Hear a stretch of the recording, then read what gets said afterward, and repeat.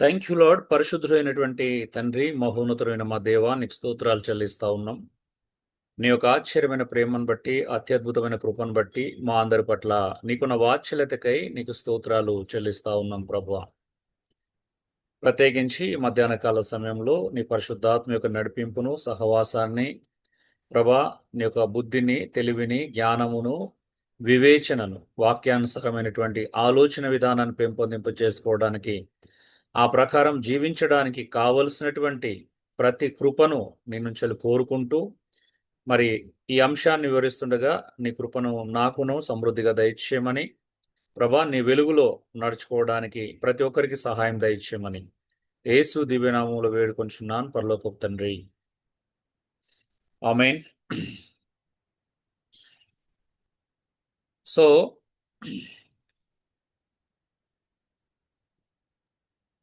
మనము గత వారము డార్క్నెస్ గురించి మనం చూశాం. అంధకారము, చీకటి గురించి మనం చూశాం. మరి ప్రభులోకి రాకముందు, రక్షణకు ముందు, రక్షించబడక ముందు మనం ఎలాంటి జీవితాలు కలిగి జీవించామో మనం చూశాం. మన యొక్క పరిస్థితి ఏంటి, మనం ఏ స్థితిలో ఉన్నామో చూశాం. మరి ఇప్పుడు ఇన్ లైట్, వెలుగులో మనం అనేటువంటి అంశాన్ని ధ్యానించబోతున్నాం. మరి డార్క్నెస్ తర్వాత వెలుగులోకి రాకపోతే, వెలుగును అర్థం చేసుకోకపోతే, ఏ వెలుగులోకి క్రీస్తు మనల్ని నడిపించాడు అనేది మనకు అర్థం కాకపోతే అది అసంపూర్ణం అవుతుంది. కనుక ఈరోజు మనం ఇన్లైట్, వెలుగులో అనేటువంటి ఈ ప్రాముఖ్యమైనటువంటి అంశాన్ని ధ్యానిస్తా ఉన్నాం. అంటే రక్షణ తర్వాత ప్రతి విశ్వాసి ఖచ్చితంగా వెలుగులోనే నడవాలి. మరి మనం వెలుగులో ఉన్నామా లేదా, వెలుగులో నడుచుకుంటున్నామా లేదా అని మనల్ని మనం ఈ వారము, ఈరోజు ప్రత్యేకించి మనం పరిశీలన చేసుకుందాం. మరి క్రైస్తవుడమైనటువంటి మనము, విశ్వాసులమైనటువంటి మనము, రక్షించబడినటువంటి మనము, దేవుని పిల్లలుగా గుర్తింపు పొందినటువంటి మనము మరి వెలుగులో నడుచుకుంటున్నామా, వెలుగు ప్రకారం జీవిస్తున్నామా లేదా అనేది మనం చూద్దాం. ఏంటి అసలు ఇంతకీ వెలుగు అంటే ఏంటి అని ఆలోచన చేస్తున్నప్పుడు వెలుగును గురించినటువంటి ఆలోచన మనం చూద్దాం. Light in the Bible is the self revealing. ఏంటిది? Holy presence of God that brings truth, purity, life and moral clarity while exposing and defeating darkness. Darkness means sin, error and evil. So దీన్ని తెలుగులో మనం అర్థం చేసుకుందాం. వెలుగు అనేది స్వయంగా ప్రత్యక్షమయ్యేటువంటి దేవుని పవిత్ర సన్నిధి. వెలుగు అంటే అర్థం ఏంటిది అని అంటే, స్వయంగా ప్రత్యక్షమయ్యే దేవుని పవిత్రమైనటువంటి సన్నిధి. దేవుడు తన సన్నిధిని మనకు స్వయంగా ప్రత్యక్షపరిచాడు. దాన్నే మనం వెలుగు అంటున్నాం. ఇది సత్యము, పరిశుద్ధత, జీవము, నైతిక స్పష్టతను తీసుకొస్తుంది. ఈ వెలుగులో ఏముంటుందంట? సత్యం ఉంటుంది, పరిశుద్ధత ఉంటుంది, లైఫ్ ఉంటుంది, జీవం ఉంటుంది, నైతికత, రైచియస్నెస్ ఉంటుంది. ఈ నాలుగిటిని ఇది తీసుకొని వస్తుంది. అలాగే చీకటిని, అంటే పాపము, తప్పు, దుష్టత్వాన్ని బయటపెట్టి జయించేలా చేస్తుంది. దీన్నే వెలుగు అంటారు. ఒకవేళ ఇది మనకు అర్థం కాకపోతే, ఈ క్రైస్తవ సమాజం ఇలా జీవించకపోయినట్లయితే ఎంత ప్రమాదమో మీరు ఒకసారి ఆలోచించండి. క్రైస్తవ సమాజాన్ని చూసేటువంటి వాళ్ళు, లోకము ఎలా మనల్ని ఎలా అనుకుంటుంది? క్రైస్తవము ఆ మరి ఇలాంటి వెలుగులో జీవించాలనేది దేవుని యొక్క ఉద్దేశం. సో వెలుగు అని అంటే స్వయంగా ప్రత్యక్షమయ్యే దేవుని పవిత్రమైనటువంటి సన్నిధి. ఆ సన్నిధి ఎలా ఉంటుందనంట? సత్యంతోనూ, పరిశుద్ధతోనూ, జీవంతోనూ, నైతిక స్పష్టతతోనూ నిండి ఉంటుంది. దేవుని వెలుగులో సత్యం ఉంటుంది, దేవుని వెలుగులో పరిశుద్ధత ఉంటుంది, దేవుని వెలుగులో జీవం ఉంటుంది, దేవుని వెలుగులో నైతికత ఉంటుంది. మరి క్రైస్తవులమైనటువంటి మనము ఇలాంటి వెలుగును మనం కలిగి జీవించాలన్నదే దేవుని యొక్క ఉద్దేశం. అంత మాత్రమే కాదు, నిజమైనటువంటి వెలుగు చీకటిని, అంటే అర్థం ఏంటి? చీకటి, అంధకారం అంటే పాపము లేదా తప్పు, మనం చేస్తున్నటువంటి మిస్టేక్స్ని, ఎర్రర్స్ని, అలాగే ఈవిల్ని, దుష్టత్వాన్ని, చెడుని ఏం చేస్తాయి అంటే బట్టబయలు చేసి వాటిని జయించేలా మనల్ని నడిపిస్తాయి. అంటే వెలుగులో జీవించే క్రైస్తవుడు త్వరగా అర్థం చేసుకుంటాడు, తను ఎలా ఉన్నాడో గ్రహిస్తాడు, తన స్థితి ఎలా ఉందో గ్రహించి అక్కడ నుండి బయటపడడానికి ప్రయత్నం చేస్తాడు. మరి దేవుని వెలుగులో ఉంటున్నామని చెప్పుకునేటువంటి మనము మరి లోకానికి క్రీస్తు మనల్ని వెలుగు అన్నాడు. మత్తయి సువార్త 5:13-14 మీరు లోకానికి వెలుగు అన్నాడు. ఆయన మాత్రమే కాదు, మనల్ని కూడా ఆయన వెలుగుగా చేశాడు. మనల్ని కూడా వెలుగుగా ఉండాలి అన్నాడు. మరి ఆ వెలుగుగా మనం ఈ లోకాన్ని వెలిగిస్తున్నామా లేదా అనేది ఖచ్చితంగా మనల్ని మనం పరిశీలించుకోవాలా. సూటిగా చెప్పాలంటే, ఒక్క మాటలో చెప్పాలి అనంటే, వెలుగు అంటే తన స్వభావాన్ని మరియు సత్యాన్ని మనుషులకు ప్రకాశింపచేయడం. ఎంత అద్భుతమైనటువంటి విషయం. వెలుగు అంటే దేవుడు తన యొక్క స్వభావాన్ని మరియు తన యొక్క సత్యాన్ని మనలాంటి బలహీనులకు, మనుషులకి ప్రకాశింపజేయడం అన్నమాట. ఎంత గొప్ప విషయం అండి! ఎంత గొప్ప ధన్యత! మానవులకి, అల్పులైనటువంటి మానవులకి, అజ్ఞానులైనటువంటి మానవులకి, మరి పాపంతో నింపబడి అంధకారమయమైనటువంటి మానవులకి దేవుడంట తన స్వభావాన్ని మరి సత్యాన్ని ప్రకాశింపజేయాలనుకున్నాడు, బయలుపరచాలనుకున్నాడు. దాన్నే మనం వెలుగు అంటున్నాం. సో ఇది వెలుగును గురించినటువంటి డెఫినేషన్. క్రీస్తు మన మీద ఎలా ప్రకాశించాలనుకున్నాడు అని లేఖనాలు చూస్తే మనకు ఆశ్చర్యం అనిపిస్తా ఉంటది. మరి స్పిరిచువల్ అర్థంలో ఆధ్యాత్మికంగా వెలుగు అనంటే మనం చాలా రకాలుగా చూడొచ్చు బైబిల్లో. వెలుగు అనంటే ఆత్మీయ జ్యోతి, లేకపోతే ఆత్మీయ వెలిగింపు, స్పిరిచువల్ లైట్ అంటారు. క్రైస్తవుడు ఎప్పుడు కూడా ఆధ్యాత్మికంగా మెలకువ కలిగి ఉంటాడు. నిజమైనటువంటి క్రైస్తవుడు ఆత్మీయ వెలిగింపుతో ఉంటాడు ఎప్పుడు కూడా. అంటే నిజమైనటువంటి క్రైస్తవుడు, క్రీస్తును అంగీకరించిన వాడు భౌతికంగా కంటే, ఆర్థికంగా కంటే, ఇతరాతర విషయాల కంటే కూడా ఆత్మీయంగా అలర్ట్గా ఉంటాడు. ఆత్మీయంగా వెలిగించబడినటువంటి వ్యక్తిగా కనిపిస్తాడు. ఆయన జ్ఞానము దైవికమైనదిగా ఉంటుంది.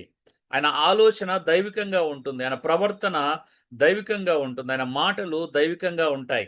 ఒకవేళ నీ జీవితంలో 24 గంటలు నువ్వు అలా ఉండట్లేదు అనంటే నువ్వు నిన్ను పరిశీలించుకోవాల్సిందే. నువ్వు నిజంగా అలాగే ఆలోచిస్తున్నావా? నీ ప్రతి మాట, ప్రతి ఆలోచన, ప్రతి ప్రవర్తన నువ్వు ఆధ్యాత్మికంగానే ఆలోచిస్తున్నావా అనేది చాలా ఇంపార్టెంట్. దాని అర్థము అంటే ప్రయారిటీ నీ లైఫ్ ఏంటిది? నువ్వు ఆత్మీయంగా దినదినము వర్ధిల్లే విషయాల మీద నువ్వు శ్రద్ధ పెడుతున్నావా లేదనేది చాలా ప్రధానమైనటువంటి విషయం. వెలుగు, క్రీస్తు వెలుగు, లైట్ ఆఫ్ క్రైస్ట్ అంటాం. క్రీస్తే నిజమైనటువంటి వెలుగు. చాలా సందర్భాల్లో ఆయన ప్రొక్లెయిమ్ చేసుకున్నాడు, నేను వెలుగునన్నాడు. యోహాను సువార్త 1వ అధ్యాయంలో చూస్తాం, ఆయన వెలుగు. సో క్రీస్తు వెలుగై ఉన్నాడు. అలాగే మాత్రం సత్యము, truth as light reveal truth అన్నమాట. అంటే సత్యము ఏం చేస్తుంది అనంట?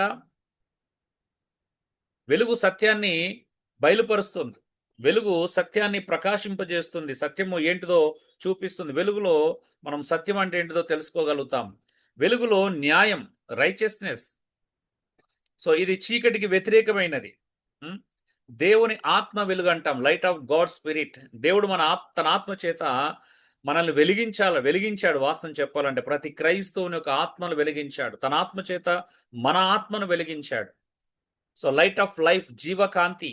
క్రైస్తవుడు ఎప్పుడు కూడా నిజమైనటువంటి వెలుగులో ఉంటాడు. అది జీవంతో కూడినటువంటి వెలుగు, అది పరలోక సంబంధమైనటువంటి వెలుగు, అది ఆత్మ సంబంధమైనటువంటి జీవాన్ని ఇచ్చేటువంటి, జీవానికి సంబంధించినటువంటి వెలుగు. సో మార్గదర్శక కాంతి, గార్డింగ్ లైట్ అంటారు కదా. కీర్తనలు మనం చూస్తాం, 119 కీర్తనలు చూస్తే నీ వాక్యము నా త్రోవకు వెలుగునై ఉన్నది, దీపమునై ఉన్నది అని అంటాడు. సో అంటే క్రీస్తు ద్వారా మనకు అత్యద్భుతమైనటువంటి సత్యంలోకి నడిపించబడ్డాం. ఆ సత్యవాక్యము మనకేం చేస్తుంది అని అంటే గైడ్ చేస్తుంది అనమాట, మార్గదర్శకత్వాన్ని చూపిస్తుంది. ఎక్కడికి వెళ్ళాలి, ఎక్కడికి వెళ్ళకూడదు, సరైనటువంటి దారిని చూపించేది నిజమైనటువంటి వెలుగు. క్రీస్తులో అది మనం సమృద్ధిగా పొందుకున్నాం వాస్తవం చెప్పాలి అని అంటే. సో ఇది సింపుల్గా, నేను ఎక్కువగా దీన్ని చేయట్లేదు. బైబిల్ ఆధారంగా చూసినట్లయితే 2 విషయాలు మనం అర్థం చేసుకోవాలి. ఒకటి, God himself is light. God is light and in him is no darkness అని అంటాడు ఎట్ ఆల్. ఫస్ట్ జాన్ మీరు మొదటి వచనం, అది మొదటి అధ్యాయం 5వ వచనం ఎవరైనా తెలుగులో చదివితే బాగుంటుంది, ఆన్లైన్లో ఉన్న వాళ్ళు ముఖ్యంగా.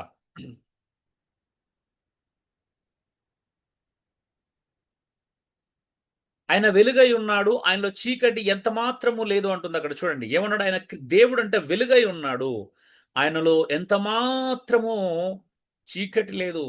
No darkness at all. ఆయనలో ఏమాత్రం చీకటి లేదు అంట. దేవుడు ఎందుకు అది చెప్తున్నాడు? యోహాన్ ఎందుకు రాస్తున్నాడు? మన కొరకే రాస్తున్నాడు. అది ఆయన గురించి ఎందుకు చెప్తున్నాడు? ఆయన గురించిన ప్రస్తావన ఎందుకు తీసుకొచ్చాడు? మనం కూడా ఆయన పిల్లలమని చెప్పుకుంటున్నప్పుడు ఆయన వెలుగులో ఉన్నామని చెప్పుకున్నట్టు ఆ వెలుగులో మనం నడవాల్సినటువంటి ఆవశ్యకతను నొక్కి చెప్తున్నాడు. మనం కూడా వెలుగు సంబంధుల వలె ఉండాలనే విషయాన్ని నొక్కి చెప్తున్నాడు. మనం తప్పు చేసినప్పుడు ఒప్పుకోవాల్సినటువంటి విషయాన్ని నొక్కి చెప్తున్నాడు. మనం పాపం చేసినప్పుడు దాన్ని అంగీకరించి క్రీస్తుకు దేవునికి అప్పగించుకోవాలి అనే విషయాన్ని అక్కడ నొక్కి చెప్తా ఉన్నాడు. చూడండి, దేవుడు స్వయంగా వెలుగై ఉన్నాడండి. ఆయనలో పాపము, మోసము, చీకటి ఎప్పటి కూడా ఉండదు.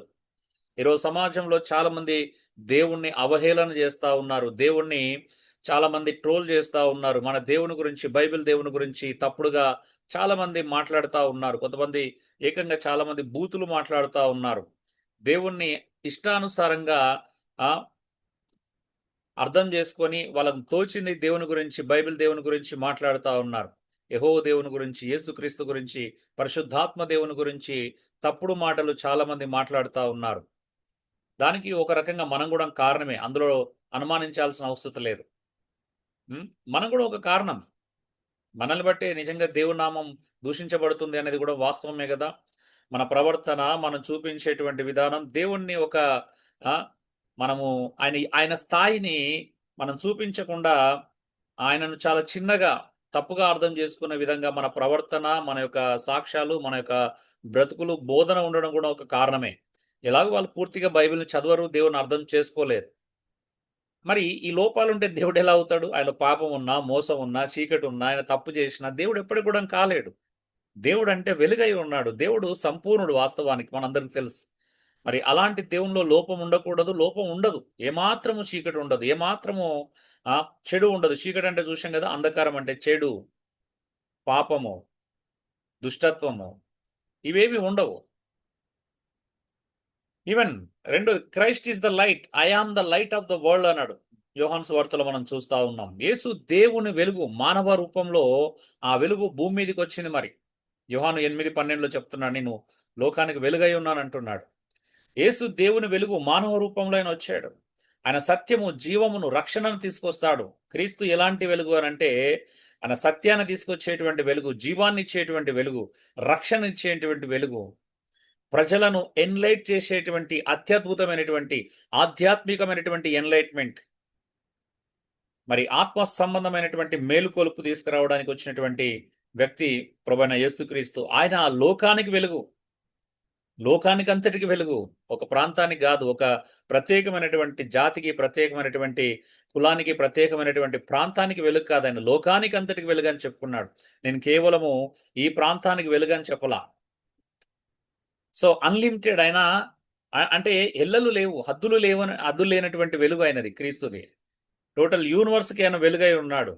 సో, అందుకే ఆ వెలుగు ఏం తీసుకొచ్చింది? మానవ జాతంతటికి సత్యాన్నిచ్చింది. జీవాన్నిచ్చింది, రక్షణను తీసుకొచ్చింది. అంత అద్భుతమైనటువంటి వెలుగును మనము పొందుకున్నాం. ఎంత ధన్యులమండి! ఎంత అద్భుతమైనటువంటి ధన్యత మనకు అనుగ్రహించబడింది. పాపులమైనటువంటి మనకి, చీకటిలో ఉన్నటువంటి మనకి, దుష్టత్వంతో నిండిన మనకి ఆ! ఇంత గొప్ప వెలుగును ప్రకాశింపజేయడం అనేది మనం ధన్యతగా భావించాలి. కానీ నువ్వు భావిస్తున్నావా? నువ్వు ప్రతిదినం ఆ కృతజ్ఞత కలిగి ఉన్నావా? నేనెక్కడో మరి అంధకారంలో ఉన్నటువంటి నన్ను దేవుడు వెలిగించి ఒక అద్భుతమైనటువంటి వ్యక్తిగా తీర్చిదిద్దాలని కోరుకుంటున్నాడు. సమాజానికి నన్ను ఒక వెలుగుగా చేయాలని ఆశపడుతున్నాడు. దేవుడికి ఒక ప్రణాళిక ఉంది నా పట్ల.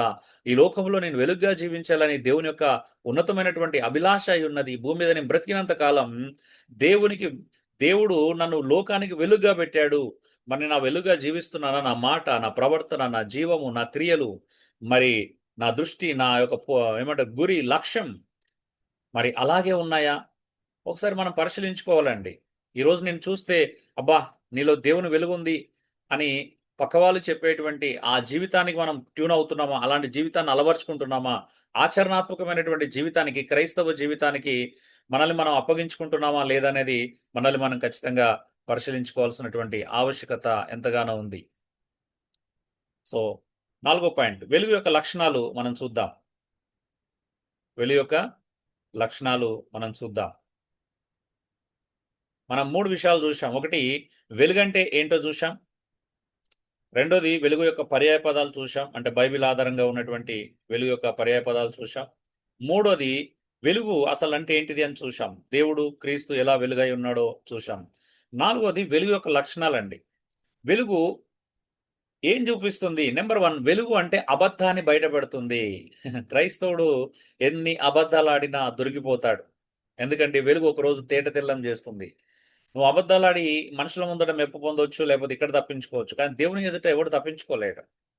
ఒకవేళ పరిపక్వత ఉన్నటువంటి క్రైస్తవుల ఎదుట కూడా నీ అబద్ధం ఈజీగానే బయటపడిపోతుంది. ఈరోజు చాలా మంది అబద్ధాలాడడానికి ఎగబడుతున్నారు. సింపుల్‌గా అబద్ధాలాడుతున్నారు. నిజంగా ఇది ఈ బలహీనతను మనం ఓవర్‌కమ్ చేయాలా? ఎఫెసీ 4:25 చెప్తుంది మనము ఏంటిదంటే ఒకరికొకరం అవయవములై ఉన్నాము గనక ప్రతివాడు తన పొరుగు వానితో సత్యమే పలకాలి. వెలుగులో ఉన్నవాడు అబద్ధమాడు. వెలుగులో ఉన్నవాడు అనవసరమైనటువంటి విషయాలు ఆ బల్లగుద్దినట్టుగా చెప్పలేడు. సో వెలుగులో ఉన్నవాడు మరి ఈరోజు చాలా మంది ఒకరితో ఒకరు అబద్ధాలాడుతున్నారా? ముఖ్యంగా బయట సమాజంతో ఎలా ఉన్నా గానీ, సమాజంతో అబద్ధాలాడే వాళ్ళున్నారు. బట్ ఎక్కువగా భార్య భర్తకు, భర్త భార్యకు బాగా అబద్ధాలాడతారేమో బహుశా. మన క్రైస్తవ సమాజంలో ఎక్కువ జరుగుతుంది. లేపోతే వీళ్ళిద్దరు సరిగా ఉంటే మాత్రం లోకంతో ఎక్కువగా అలా ఉండుండొచ్చు. ఒక్కొక్కరు ఒక్కొక్క రకంగా ఉంటారు.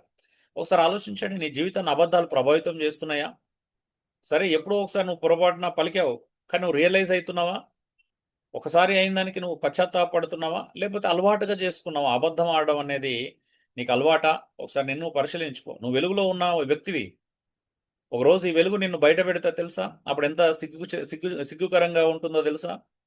దేవుని ఎదుట తలదించుకునే పరిస్థితి ఉంటుంది. అనేక మంది ఎదుట దేవదూతల ఎదుట సమాజం ఎదుట మనం తీర్పు ముందు నిలబడినప్పుడు ఇవన్నీ మనం ఎదుర్కోవాల్సి ఉంటుంది.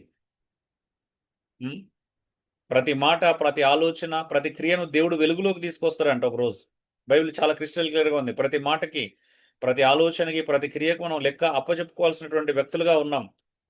మరి అబద్ధము నీ జీవితాన్ని ప్రభావితం చేస్తుందా? ఒకసారి ఆలోచించు. డబ్బుల దగ్గర, ఇతరాతర విషయాల దగ్గర నువ్వెన్ని అబద్ధాలు ఆడుతున్నావో. హ్మ్. మన అబద్ధపు జీవితం గూడా ఉంటుంది. ఇంకా రహస్యంగా ఆహ్, జీవించే జీవితం, అబద్ధపు జీవితం ఒకటుంటుంది. హ్మ్. మనం ముసుగేసుకున్నామా, ముసుగు తీసినటువంటి జీవితమేనా మనది. లోపల ఒక ముసుగు, బయటకు ఒక జీవితం. అంటే మనం 2 ముఖాలు కలిగిన వ్యక్తులమై ఉండొచ్చు బహుశా. అది కూడా ఒక అబద్ధమే. లేపోతే రకరకాల వ్యక్తులమై ఉండొచ్చు. కొంతమంది 3 ముఖాలు కలిగి ఉంటారు సహజంగా. కానీ మనం 2 ముఖాలు కలిగి ఉంటున్నాం. బయటికి ఆధ్యాత్మికంగా ఉన్నట్టుగా అనిపిస్తున్నాం గానీ లోపల ముఖం వేరే రకంగా ఉందా పరిశీలించుకోండి. మూడోది వెలుగు పాపాన్ని చూపిస్తుంది. నువ్వు పాపం చేసి ఎప్పుడు కూడా తప్పించుకోలేవు. పాపాన్ని నువ్వు ఎంత దాచిపెట్టాలనుకున్నా అది దాగదు. ఏదో ఒక రోజు నిన్ను పట్టుకుంటుంది. వెలుగులో నువ్వు పట్టబడతావు. రహస్య పాపాలు చేస్తున్నావా? మొబైల్‌లో అనవసరమైన విషయాలు చూస్తున్నావా? లేపోతే ఇంకేమన్నా చేస్తున్నావా? ఏ పాపమైనా గావచ్చు. అది ఒకరోజు బట్టబయలు చేస్తుంది. పాపం మనల్ని బయట పెడుతుంది. అది చాలా జాగ్రత్త. ఎలా ఉంటున్నాం? ఓకే. ఆలోచనలు దేవుడు బయటపెట్టొచ్చు. కానీ ఆహ్, మన క్రియలు ఒకవేళ మనం చేసే పనులు ఏదో ఒక రోజు ఖచ్చితంగా ఇక్కడే దొరికిపోతాం. సమాజంలో దొరికిపోయే ప్రమాదం ఉంటుంది. అయితే నువ్వు నిజాన్ని ఒప్పుకొని, నీ పాపాన్ని ఒప్పుకొని, ప్రభు దగ్గర నువ్వు పశ్చాత్తాపడం నేర్చుకున్నావనుకో, ఎలాంటి దుర్నీతి నుంచెలైనా నేను విడిపించగలిగినటువంటి శక్తివంతుడనే విషయాన్ని నువ్వు అర్థం చేసుకోవాలి. మూడోది నిజాన్ని స్పష్టం చేస్తుంది. అది నిజమేంటిదో చూపిస్తుంది. వాస్తవం ఏంటిదో చూపిస్తుంది. వెలుగులో నువ్వు ఎక్కువ కాలము ఏదో ఒక రోజు నువ్వు వెలుగులోకి రావాల్సిందే. ఎక్కువ కాలం నువ్వు చీకట్లో ఉండలేవు. ఎక్కువ కాలం నువ్వు పాపంలో ఉండలేవు. ఎక్కువ కాలం నువ్వు నిజాన్ని దాచిపెట్టలేవు. అది ఏ రోజు ఏదో రకంగా బయటపడుతుంది. అందుకే జాగ్రత్త క్రైస్తవుడా నువ్వు జాగ్రత్త. విశ్వాసి నువ్వు జాగ్రత్త. క్రైస్తవులుగా మనం చాలా జాగ్రత్త కలిగినటువంటి జీవితాన్ని కలిగి ఉండాల. ఇంకా వెలుగులో గుడ్‌నెస్ ఉంటుంది. మంచితనం. దీన్ని ఇంకా ముందు ముందు వివరంగా మనం చూద్దాం. అసలేంటి మంచితనం అంటే? మనం అనుకునే మంచితనం వేరు. బైబిల్ సంబంధమైన మంచితనం వేరు. నీతి ఉంటుంది. వెలుగులో ఏముంటుందంటే నీతి ఉంటుంది. రైచియస్‌నెస్ ఉంటుంది. ఆరోది సత్యం ఉంటుంది. వెలుగులో ఏముంటుంది అనంటే సత్యం దాగి ఉంటుంది. సత్యం ఉంటుంది. దాగి ఉండడం క్షమించాల. సో, వెలుగులో సత్యము ఇమిడి ఉంటుంది. ఏడోది దాచిన పాపాన్ని బట్టబయలు చేస్తుంది. వెలుగు కేవలం పాపాన్ని చూపించడమే కాదు, ఒకరోజు అది బహిర్గతం చేస్తుంది. ఎక్స్‌పోజ్ చేస్తుంది. బట్టబయలు చేస్తుంది. అప్పుడు చాలా సిగ్గుగా ఉంటుంది. చాలా అవమానకరంగా ఉంటుంది. ఒకరోజు కొంతమంది పిల్లలుండే యంగ్‌స్టర్స్ నేనున్న ఏరియాలో ఆహ్, అలా గాస్పెల్ చెప్పాలని ప్రయత్నం చేస్తా ఉన్నాను. ఎలా చెప్పాలని ఆలోచిస్తున్నాను. వాళ్ళకి తెలుసు నేను దేవుని గురించి చెప్తానని. చిన్నప్పటి నుండి అంటే కళ్ళ ముందున్న వాళ్ళు. సో, ఒకరోజు ఎళ్లి చెప్పాలని ప్రయత్నం చేస్తుంటే నన్ను చూడగానే దాక్కోవడానికి ప్రయత్నం చేశారు. సరే నేను అక్కడికెళ్ళిపోయాను. వాళ్ళ దగ్గరికెళ్ళి వాళ్ళు హ్మ్. నేనేమన్నా అంటానని చెడు అలవాట్లు ఉన్న వ్యక్తులు అనమాట. చిన్న చిన్న చెడు అలవాట్లు. అంటే ఏమంటారు గుట్కాలు, పాన్ పరాగాలు అలాగా ప్యాకెట్లు ఓపెన్ చేసుకొని అరచేతులు వేసుకొని దాన్ని నలిపి కింది పెదవి లాగేసేస్తా ఉంటారు అనమాట. నన్ను చూడగానే అటు తిరిగి చేస్తున్నారు ఈ పని. తిరిగి చేస్తుంటే నేను దాన్నే అదనంగా తీసుకొని అవకాశంగా తీసుకొని ఒకసారి మీ చేయి వాసన చూసుకోండి అన్నాను. అనగానే అన్న వద్దన్న బాగుండదు అన్న. కొంచెం ఘాటుగా ఉంటుంది, అంటే ఇబ్బందికరంగా ఉంటుంది. స్మెల్ తీసుకోవడం వేరు, నోట్లో వేసుకోవడం వేరు. స్మెల్ కొంచెం ఆ, కఠినంగా ఉంటుంది, హార్డ్గా ఉంటుంది, ఆ, తల తలకెక్కుతుంది అని చెప్పేసి అన్నారనమాట. డినై చేశారు స్మెల్ చూడడానికి. అఫ్ కోర్స్ అవును కదా. ఏదైనా మనకు కొన్ని తినేటప్పుడు కమ్మగా ఉంటాయి. ఏదైనా కావచ్చు, ఫిష్ కర్రీ లాంటివి, ఎగ్ ఎగ్ కావచ్చు. మనము హ్యాండ్ దాన్ని చేతికి అంటుకునేలా తింటామనుకో, మనకు తినేటప్పుడు చాలా రుచికరంగా ఉంటుంది. కానీ హ్యాండ్ స్మెల్ చూస్తే చాలా అసహ్యంగా అనిపిస్తుంది, అంటే నచ్చదు చాలా మందికి. మనం తిన్నది అది ఏదైనా కావచ్చు, కొంచెం నీసు అంటే కౌసు లాగా, అంటే కొంత స్మెల్ వచ్చేటి ఏ ఫుడ్ అయినా తినడానికి ఎంత కమ్మగా ఉన్నా, నాలుకకు రుచిగా ఉన్నా కూడా చెయ్యి వాసనకి మాత్రం అస్సలు ఇష్టం ఉండదు, అవునా? మనకే నచ్చదు. అది చెప్పి నేను ఏమన్నాను అంటే, అరే మీరు ఇప్పుడు ఇది తినేటప్పుడు మీకు ఎంజాయ్ చేస్తున్నారు కానీ వాసన చూసుకోవడానికి మీకు ఇబ్బంది ఉంది. కానీ లోపలికి వెళ్ళి మీ ఆరోగ్యాన్ని ఎలా పాడు చేస్తుందో, మనిషి జీవితాన్ని కూడా పాపం కూడా అలాగే చేస్తుంది. పాపం చేస్తున్నప్పుడు హ్యాపీగా ఉంటుంది, జాయ్ఫుల్గా అనిపిస్తుంది. కానీ ఆ పాపం మన మీద చూపించే ప్రభావము, ఆ, నువ్వు తినేదానికి ఎట్లా నీ శరీరాన్ని పాడు చేస్తుందో, నువ్వు చేసే పాపం కూడా నీ ఆత్మను అలాగే పాడు చేస్తుంది. అయితే ఒక విషయం గుర్తుపెట్టుకో, నువ్వు చేస్తున్నప్పుడు, పాపం చేస్తున్నప్పుడు నీకేమనిపించదు. కానీ అదే పాపాన్ని ఎవరైనా రికార్డ్ చేసి నీకు చూపిస్తే ఎలా ఉంటుందని అడిగాను. నువ్వు పాపం చేస్తున్న దాన్ని ఎవరైనా రికార్డ్ చేశారు, అది బట్టబయలు చేశారు, నలుగురు 10 మందిలో లేకపోతే నీ కుటుంబ సభ్యుల ముందులో చూపించారనుకో, ఎలా ఉంటుందని అడిగాను. లేదా నువ్వు ఫోన్ చూస్తున్నావు ఏదో తెచ్చుకొని, కానీ అది రికార్డ్ చేసి మీ ఇంట్లో వాళ్ళు, నువ్వు ఫోన్ చూస్తున్నప్పుడు మీ ఇంట్లో నీ చెల్లి, మీ తల్లి, ఇంట్లో కుటుంబ సభ్యులు అందరూ కలిసి చూస్తున్నారు అనుకో, ఎలా ఉంటుంది నీకు అని అడిగా. అమ్మో చాలా భయంకరంగా ఉంటుంది అన్న, దాన్ని భరించలేము, అంత సిగ్గుపోతుంది కదా, అది ఇది అని చెప్పేసి వాళ్ళ ఎమోషన్స్ని, వాళ్ళ యొక్క మాటలను వ్యక్తం చేస్తా ఉన్నాను. అప్పుడు అన్నాను, దేవుడు కూడా ఒక రోజు ఇవన్నీ బహిర్గతం చేసే రోజు వస్తుంది, అప్పుడు నీ పరిస్థితి ఏంటి అన్నాను. నిజమే కదా, దేవుడు ఒక రోజు పాపం బట్టబయలు అవుతుంది. దేవుడు ఎవరిది దాచిపెట్టాడు. దావీదు పాపం చేస్తే ఏం దేవుడు దాచిపెట్టి కవర్ చేయలేదు. ఎవరు పాపం చేసినా దేవుడు దాచిపెట్టి కవర్ చేయలే. సొలొమోన్ అంతకు పెద్ద జ్ఞాని, అంత జ్ఞానం ఉన్న వ్యక్తి, అంత జ్ఞానాన్ని దేవుడు ఇచ్చినటువంటి, దేవుడే అంత జ్ఞానం ఇచ్చాడు, అంత ఆస్తి, అంత ఐశ్వర్యం ఇచ్చాడు, అంత దేవుడు ఇచ్చినటువంటి అలాంటి సొలొమోన్ కూడా ఆయన ఏం దాచిపెట్టలే, ఆయన చేసిన తప్పులను ఏం కప్పిపెట్టలా. బైబిల్లో ఏ వ్యక్తి పాపాన్ని దేవుడు దాచిపెట్టలేదండి.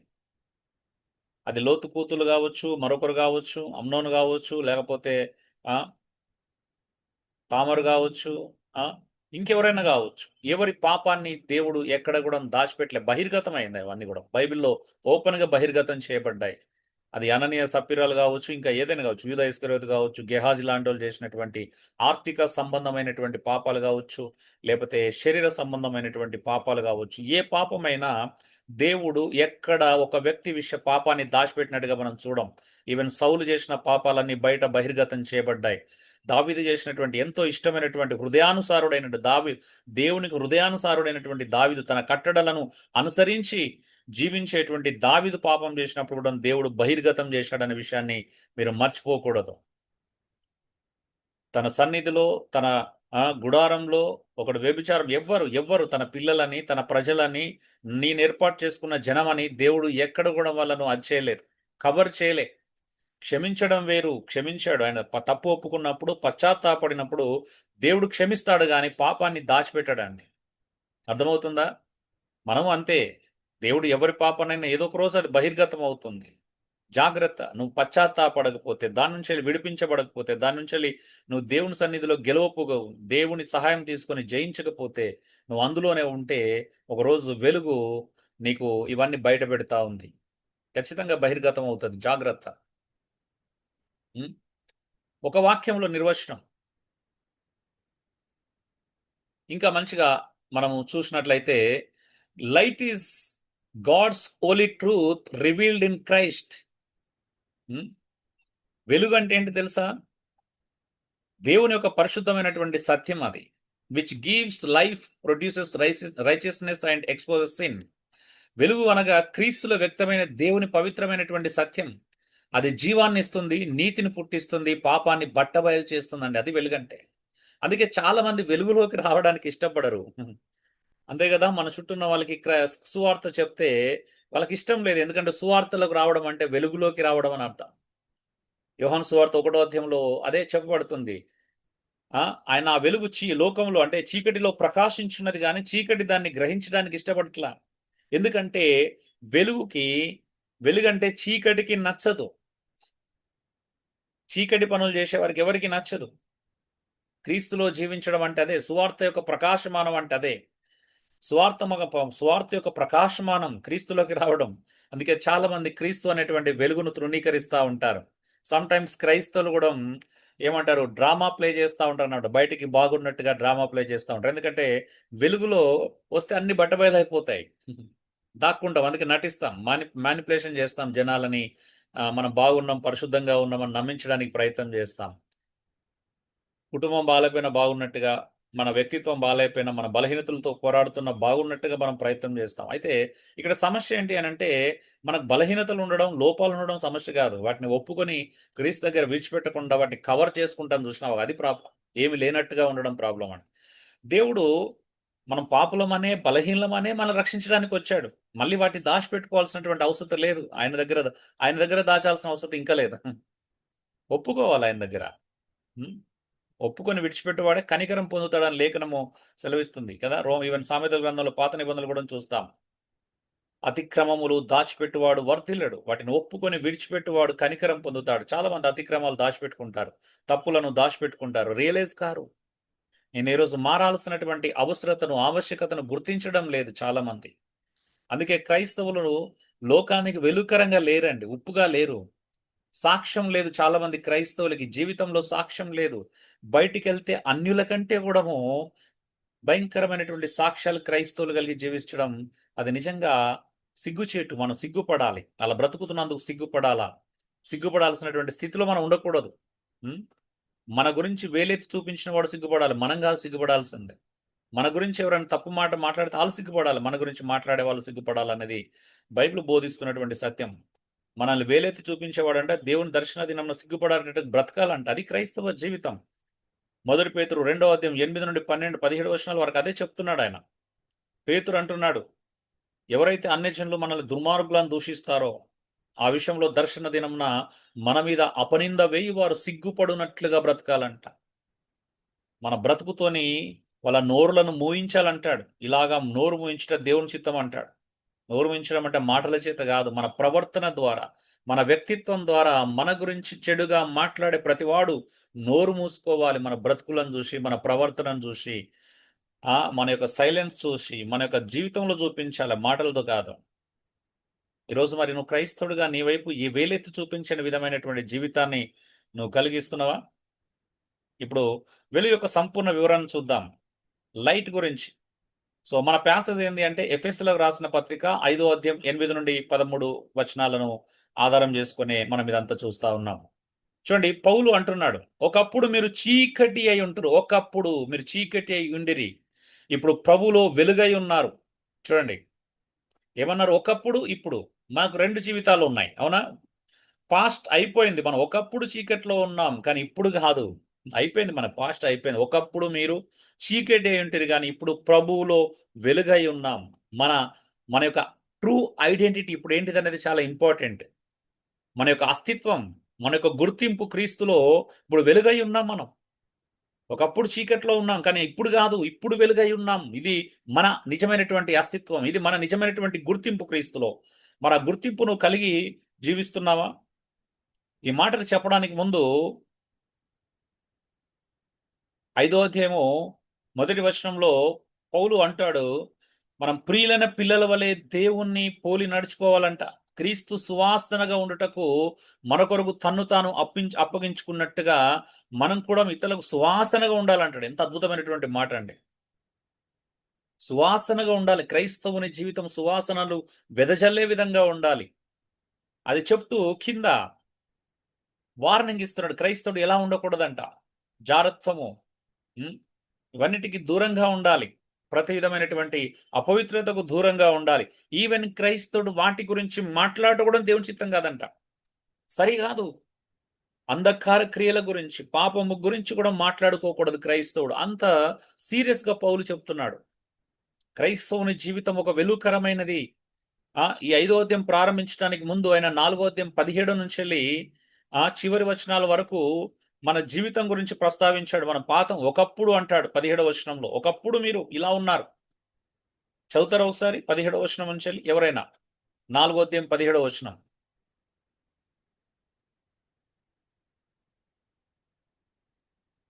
హలో అండి.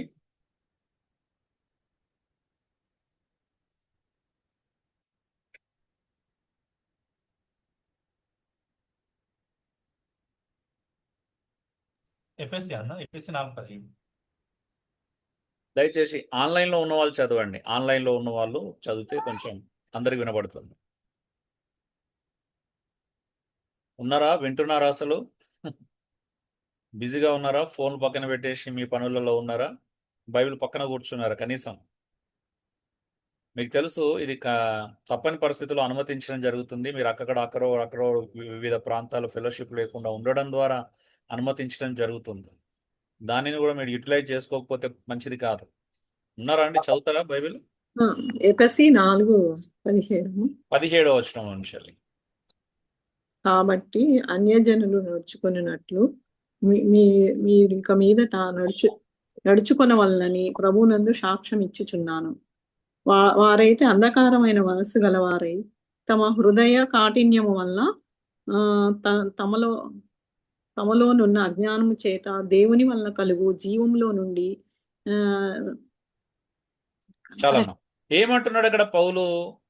గతములో అంట మీరు ప్రభును ఎరగక ముందు, ప్రభును ఎరగని వారు నడుచుకున్నట్టు నడుచుకోవద్దు అంటున్నాడు.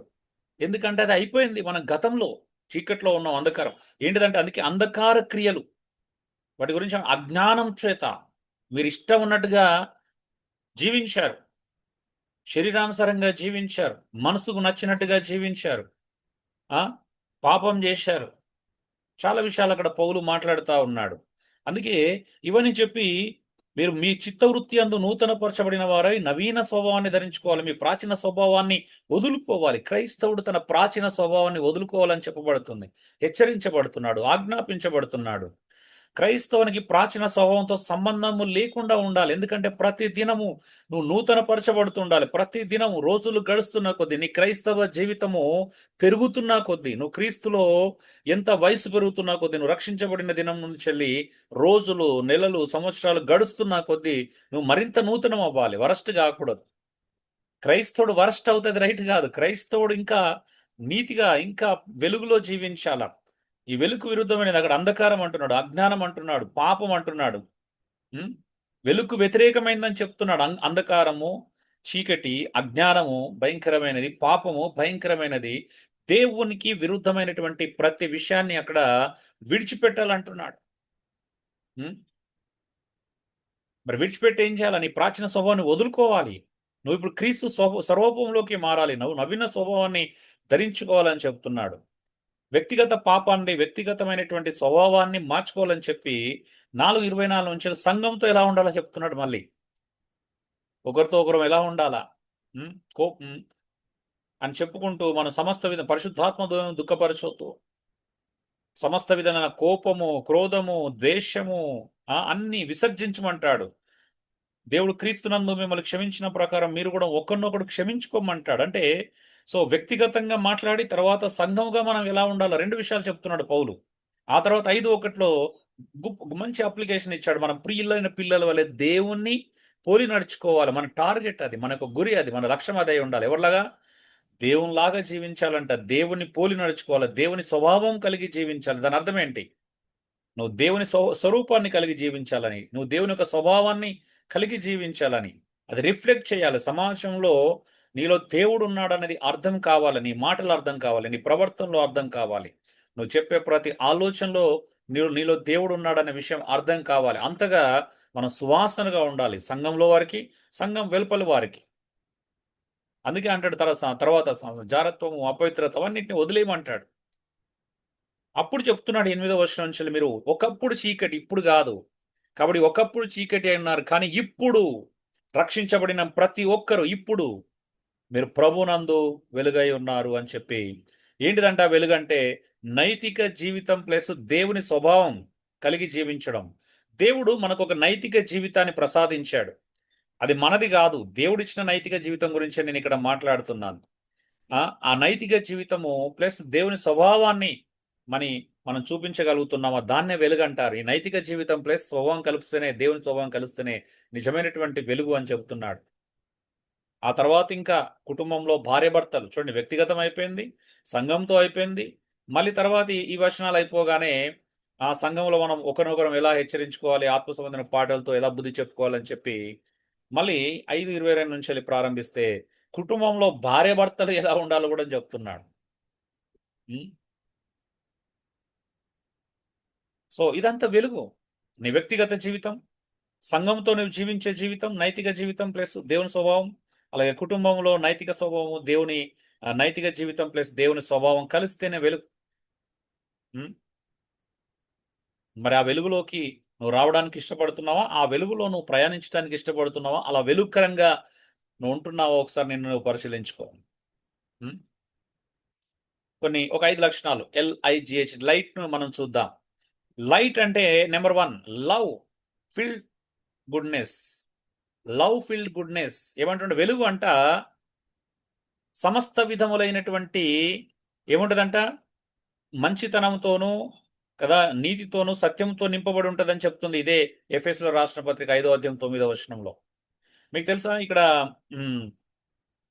చాలా ట్రాన్స్లేషన్ లో 2 రకాల పదాలు ఇక్కడ వాడబడ్డాయి. కొన్ని ట్రాన్స్లేషన్ లో ఇక్కడ ఫ్రూట్ ఆఫ్ ద లైట్ అని ఉంటే, కేజేవి, ఎన్కేజేవి లాంటి మరికొన్ని బైబిళ్లలో ఏముంటదంటే ఫ్రూట్ ఆఫ్ ద స్పిరిట్ అని వాడబడింది. తెలుసా మీకు? ఇక్కడ ఫ్రూట్ ఆఫ్ ద లైట్ అని ఉన్న చోట కొన్ని ట్రాన్స్లేషన్లలో ఫ్రూట్ ఆఫ్ ద స్పిరిట్ అని కూడా చెప్పబడింది. ఇక్కడ చూడండి, light, fruit of the light అన్న ఫ్రూట్ ఆఫ్ ద స్పిరిట్ అన్న రెండు ఒకే భావనతో, ఒకే అర్థంతో వాడబడినట్టుగా మనకు అనిపిస్తూ ఉంటది. దీన్ని ఆత్మఫలం కూడా అనొచ్చు. మంచితనం, ఈవెన్ మనం గలతీ 5:22 నుంచి 23 వచనాలు చూస్తే అక్కడ ఫ్రూట్ ఆఫ్ ద స్పిరిట్ లో మంచితనం కూడా ఉంటుంది. అవునా? చూడండి, లవ్ ఫిల్డ్ గుడ్నెస్, ప్రేమతో నిండిన మంచితనం. దాని అర్థం ఏంటి? బైబిల్ అర్థం ఇతరులకు మేలు చేయాలని కోరే దేవుని స్వభావం. ఇదేంటిదంట? ఇతరులకు మేలు చేయాలని కోరే దేవుని యొక్క స్వభావం మంచితనం అంటే. మంచితనం అంటే ఏంటిది? నువ్వు ఇతరులకు మేలుకరంగా ఉండడం మంచితనం. మంచితనం అంటే నువ్వు మంచోడు, ఎవరి జోలికి వెళ్ళాడు అనే భావజాలం కాదు. అదొకటే దీని అర్థం కాదు. మంచితనం అని అంటే ఎవరిని ఏమనడు అనే మంచితనం కాదు. చాలా మంది ఎవరు ఏమనరు, నోట్లో ఏలు పెడితే కూడా కొరకడు, ఇలాంటి చెప్తా ఉంటారు. కానీ వాళ్ళ ఇంట్లో వాళ్ళకి చుక్కలు చూపిస్తారు అలాంటి వాళ్ళు చాలా మంది. అవునా? బయట సమాజంలో వేలు పెడితే కొరకడు, కానీ ఇంట్లోకి వస్తే అందరు ఏలు కొరికేస్తాడు. బయట మంచిదే, నోట్లో పెడితే అమ్మాయి అసలు ఏలు కూడా కొరకాలో తెలియదు, కానీ ఇంట్లోకి వెళ్తే మాత్రం అందరినీ ఉతికి ఆరేస్తారు. అవునా? నిజమే అంటారా? మంచితనం అంటే ఇది కాదు. మంచితనం అంటే ఇతరులకు మేలు చేయాలని కోరే దేవుని స్వభావం. ఇది కేవలం నైస్గా మంచిగా ఉండడం కాదు. కొంతమంది మంచిగా ఉంటారు, కొంతమంది మంచిగా ఉన్నట్టు నటిస్తారు. నిజమా కదా? మరి మన జీవితం ఎక్కడుంది? మంచిగా ఉన్నట్టు నటిస్తున్నారా? నిజంగా మంచిగా ఉన్నారా? లేకపోతే అది దాటి దేవుని స్వభావాన్ని ప్రదర్శించే మేలుకరంగా ఉన్నారా? మీలో ఇప్పటికీ కొంతమంది పేర్లు వింటే కోపం వస్తుంది, ద్వేషం వస్తుంది. అవునా? అలా మంచి చేయాలనిపించదు. అలా గురించి మంచిగా ఏం ఆలోచించలేరు మీరు. నిజమేనా? ఎందుకు అంత కోపం, ఎందుకు అంత ద్వేషం? క్రైస్తవునిగా నువ్వు అలా ఉండొచ్చా? నువ్వు క్రైస్తవురాలిగా అలా ఉండొచ్చా? చాలా ప్రమాదం అండి. అవును, గాయమైనప్పుడు ఒక 2 రోజులు మనకు అది పదే పదే తలుచుకొని మనం భయపడి దాని గురించి మనం ప్రస్తావించవచ్చు. కానీ రోజులు గడుస్తున్న కొద్దీ అదే స్వభావం అదే ఉంటుంది అంటే అది ద్వేషానికి కారణం అవుతున్నట్టు. నీలో ద్వేషం ఉన్నట్టు. ఆరంభంలో ఏదైనా జరిగితే కోపం ఉండడం సహజమే, కోపం రావడం సహజమే. కానీ కోపం ద్వేషంగా మార్చుకుంటున్నావు, అది చాలా ప్రమాదం. బైబిల్ యాక్సెప్ట్ చేయొద్దాన్ని. నీ కోపం ద్వేషంగా మారితే, అసూయగా మారితే, వాళ్ళ పేరు వింటేనే నీ కోపం ఇంకా పెరుగుతుంది, రెచ్చిపోతున్నావు అని అంటే ఒక స్త్రీగా, ఒక పురుషునిగా, లేకపోతే నువ్వు ఎవరైనా కావచ్చు. ఏది నీ మంచితనం? ఆత్మఫలం నుండి అప్పుడు దయాలత్వం లేనట్టే. అది ప్రేమ ఎక్కడుంది నీకు? లవ్ ఫిల్డ్ గుడ్నెస్, ప్రేమ. మంచితనం అనేది ప్రేమ లేకుండా నువ్వు చూపించలేవు. సాధ్యం కాదు. నీకు ప్రేమ లేని చోట మంచితనాన్ని నువ్వు చూపించలేవు. ఎందుకంటే ఏ ఫలమైనా ఆత్మఫలంలో అది ప్రేమతోనే ప్రారంభించబడుతుంది. లవ్ లేకుండా, అందుకే గలతీ 5:22 కూడా చూస్తాం. అదే ప్రేమ, అది ప్రేమ నుంచి ఇవన్నీ వస్తాయి, మీదే అన్నీ వస్తాయి. ప్రేమ లేకపోతే నువ్వు మంచితనాన్ని చూపించలేవు. ప్రేమ లేకపోతే నీ గుడ్నెస్ కనిపించదు. నువ్వు ఇతరులకు మేలు చేయలేవు. నువ్వు కీడు చేయాలని తలబెడతావు. అవకాశం కోసం చూస్తావు. అవకాశవాదాన్ని వాడుకుంటావు. అది చాలా ప్రమాదకరమైనటువంటి పరిస్థితి. ఇంకేమంటారు? లవ్ ఫిల్ గుడ్నెస్, ప్రేమతో నిండిన మంచితనం అంటే యాక్టివ్ మోరల్ గుడ్నెస్ అనమాట. అంటే తప్పును సహించదు. నిజమైనటువంటి మంచితనం ఏం చేస్తా అంటే తప్పును సహించదు.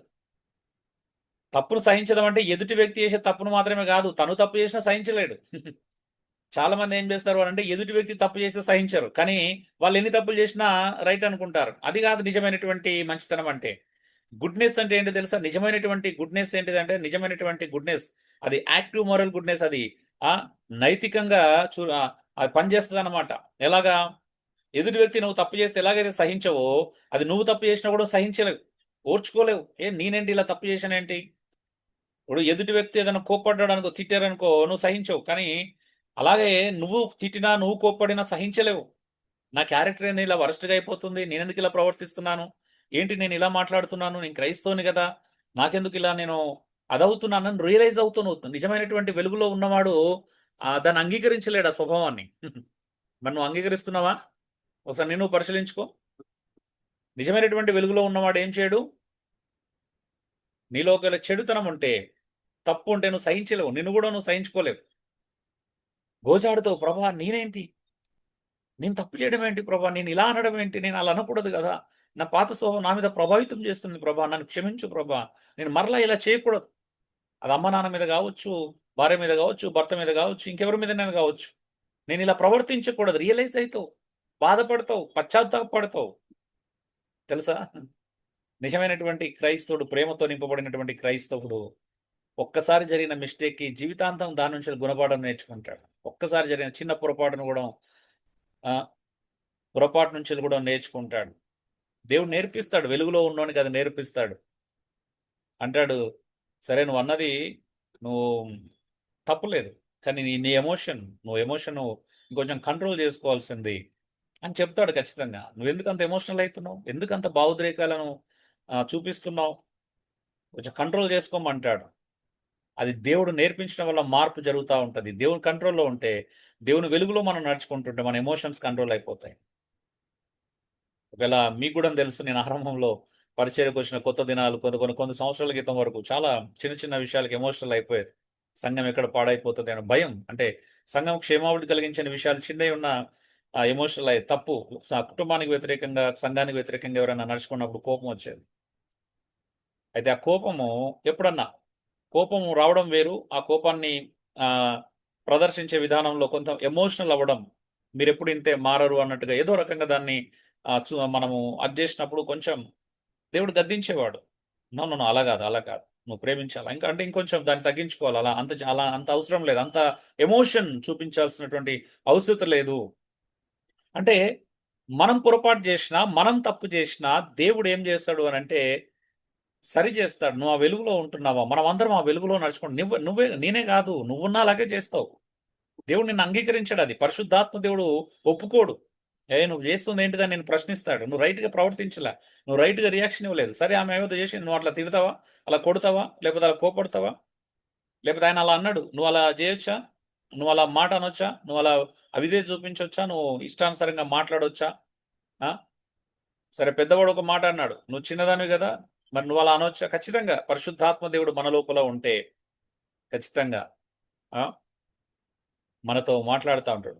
పద్ధతి ఉంది బైబిల్లో కూడా, పెద్దవాళ్ళతో, నాయకులతో ఎలా మాట్లాడాలి, చిన్న వాళ్ళతో ఎలా మాట్లాడాలి. ఇష్టానుసారంగా మాట్లాడడం కుదరదు. అయితే ఇక్కడ ప్రాబ్లం జరిగిపోయింది. పొరపాటు జరిగినప్పుడు మనం ఏం చేస్తున్నాం? నిజంగా మనలో వెలుగులో ఉంటే, పరిశుద్ధాత్మ దేవుడు మనలో ఉంటే ఖచ్చితంగా రియలైజ్ అవుతాడు. మరలా తప్పు రిపీట్ కాకుండా చూసుకుంటాడు. తప్పులు కంటిన్యూ చేయలేడు నిజమైనటువంటి వెలుగులో ఉన్నటువంటి వ్యక్తి. ఎందుకంటే అది మంచితనంతో నింపబడి ఉంటుంది వెలుగంటే. సో దేవుని లక్షణం చూడండి, వెలుగు అంటే నువ్వు వెలుగులో ఉన్నావు అంటే అది మంచి నిలబెడుతుంది. నీలో ఎప్పుడు చెడే కనిపిస్తుంది అంటే దాని అర్థం ఏంటిది? నువ్వు వెలుగు దూరంగా ఉన్నావు. ప్రతిసారి నీ నుంచి చెడు ఎక్స్పోజ్ అవుతుంది అని అంటే నువ్వు ఇంకా ఎంత మారాల్సినటువంటి అవసరం అది నొక్కి చెప్తుంది. దేవుని లక్షణం విశ్వాస జీవితంలో కనిపించాలండి. దేవుని లక్షణం ఎక్కడ కనిపించాలా? విశ్వాస జీవితంలో కనిపించాలా. క్షమ కనిపించాలా, ప్రేమ. నువ్వు వెలుగులో ఉంటే నువ్వు క్షమిస్తావు, వెలుగులో ఉంటే ప్రేమిస్తావు, ఆ మంచితనం చూపిస్తావు. వెలుగులో నడిచేవాడు ఇతరులకే కాదు దేవునికే మేలు చేస్తాడు. నువ్వు దేవునికి మేలుకరంగా ఉన్నావా? చూడండి, ఈవెన్ మనము మొదటి పేతురు 2వ అధ్యాయం 17వ వచనంలో చూస్తే పేతురు అంటాడు పనిచేసే వాళ్ళకి, ముష్కరులైనటువంటి అంటే మంచి యజమానులకే కాదు, ముష్కరులైనటువంటి మీ చెడ్డ యజమానులకు కూడా మీరు భయంతో లోబడి ఉండమంటాడు. అంటే పనిచేసే చోట మంచి వాళ్ళకే కాదంట, చెడ్డ వాళ్ళకు లోబడాలంట. దాని తర్వాత మాట్లాడుతూ, మీరు ఒకవేళ కీడు చేసి శ్రమ అనుభవించితే, మీరు తప్పిదమునకు దెబ్బలు తింటే ఏం ప్రయోజనం? నో, నువ్వు తప్పు చేసి తన్నులు తినకూడదు, దెబ్బలు తినకూడదు. నువ్వు మేలు చేసి కీడు అనుభవిస్తుంది, దేవుని హితం అవుతుంది, దేవునికి మేలు అవుతుంది. నిజమైన క్రైస్తవుడు తన మేలు గురించి ఆలోచించాడంట, దేవుని మేలు గురించి ఆలోచిస్తాడు. అందుకే నిజమైన క్రైస్తవుడు, వెలుగులో ఉన్నానని చెప్పుకునే క్రైస్తవుడు ఏం చేస్తాడంట? తప్పిదానికి దెబ్బలు తినడంట, మేలు చేసి కీడు అనుభవిస్తాడు నిజమైన క్రైస్తవుడు. ఈరోజు చాలా మంది తప్పు చేసి దెబ్బలు తింటున్నారు. అది మంచిది కాదు. నువ్వు తప్పు చేయకుండా దెబ్బలు తింటే అది దేవునికి హితం అవుతుంది. చూడండి, అదే పేతురు రాసిన పత్రిక 2వ అధ్యాయం మీరు 9వ వచనం నుంచి ప్రారంభం అవుతుంది. ఆ లైన్ మొదటి నుంచి స్టార్ట్ అవుతుంది. దేవుడు అంటే మనల్ని ఆశ్చర్యకరమైనటువంటి కదా వెలుగులోకి పిలుచుకున్నాడు. చీకటి నుండి ఆశ్చర్యకరమైనటువంటి వెలుగులోకి పిలుచుకున్నాడు. ఎందుకంటే తన గుణాతిశయములను ప్రచురం చేయ నిమిత్తం, దేవుని యొక్క గుణాన్ని రిఫ్లెక్ట్ చేయడానికి, దేవుని యొక్క గుణాన్ని, దేవుని యొక్క స్వభావాన్ని మన జీవితంలో చూపించడానికి మనం పిలువబడ్డాం. అలా పిలువబడినటువంటి రాజుల్లో మనం యాజకుల సమూహము, దేవుని సొత్తైనటువంటి ప్రజలం, పరిశుద్ధ జనం మనం అంటున్నాడు. సో క్రైస్తవుడు పరిశుద్ధ జనం, క్రైస్తవుడు దేవుని యొక్క సొత్తైన ప్రజలు, క్రైస్తవులు రాజులైనటువంటి ఒక యాజక సమూహం. అది నీ ఐడెంటిటీ, అది నీ గుర్తింపు. దాన్ని నేను బ్రేక్ చేస్తేలా, దాన్ని నేను మీరితేలాగా? ఒక్కసారి ఆలోచించండి నా ప్రేమైన సహోదరి సహోదరులారా. ఎటువైపు తీసుకెళ్తున్నాం? క్రైస్తవాన్ని చూస్తే ప్రజలకు వణుకు పుట్టాలా? మన నీతి, మన నిజాయితీ, మన ప్రవర్తన చూస్తే భయం కలగాల? మనమే భయపడుకుంటూ, మనమే అన్యులు చూస్తా నవ్వుకుంటా ఏలన చేసే విధంగా బ్రతుకుతున్నాం అంటే సిగ్గుపడాలి. దయచేసి సిగ్గుపడాలా. మనల్ని చూసే వాళ్ళు ఆశ్చర్యపోవాలి. అరే, నువ్వు యేసుప్రభు నమ్ముకొని చాలా మారిపోయారు. ఒకప్పుడు ఇలా ఉండేవాడు. అమ్మ, నువ్వు మారిపోయి ఒకప్పుడు గయ్యాలితనం ఉండేవి, ఇప్పుడు నువ్వు ప్రభు నమ్ముకోవడమే కానీ అసలు నీ గయ్యాలితనం పోయింది, నువ్వు ఎదురు తిరగడం పోయింది, నువ్వు చాలా సౌమ్యురాలుగా మారిపోయావు, మృదువుగా మారిపోయావు అని నీ గురించి చెప్పగలిగేలా ఉండాలి సాక్ష్యం. సహోదరుడా, అరే నువ్వు ఒకప్పుడు ప్రభులోకి రాముందు చాలా హార్ష్గా ఉండేవాడివి, అమ్మా నాన్నకి అవిధే చూపించేవాడివి, కోపం వస్తే కొట్టేవాడివి, తిట్టేవాడి. కానీ ప్రభులోకి వచ్చిన తర్వాత నీ స్వభావం కొద్ది కొద్దిగా మారుతూ వచ్చింది. ఆ మార్పు జరుగుతుందా? కొద్దిగా ఒకటేసారి నేను మార్పు వస్తుంది ఈ 1 డేలో అద్భుతం జరుగుతుంది అని చెప్పలేం. ఎందుకంటే స్వభావం 1 డేలో అద్భుతం జరగదు. అది మారుతూ ఉంటుంది, నిత్యం మారుతూ ఉంటుంది. ప్రతి తప్పు చేసినప్పుడు రియలైజ్ అవుతాడు, తన మంచితనాన్ని అది నిలబెట్టుకుంటాడు. అర్థమవుతుందా అండి? తను తప్పు చేసినా సహించలేడు, అది మంచితనం అంటే. అంతేగాని రాముడు మంచి బాలుడు అన్నట్టు కాదు మంచితనం అంటే. ఈయన ఎవరిని ఏమనుడు కాదు. ఈ ఎవరిని ఏమన్న వాళ్ళు అందరూ కూడా ఇంట్లో చూపిస్తారు ఇలా ప్రతాపాన్ని. అంత చాలా ప్రమాదం ఇలాంటి వాళ్ళు. బయట వాళ్ళతో మంచిగా ఉంటారు, ఇంట్లో ప్రమాదకరంగా ఉంటారు.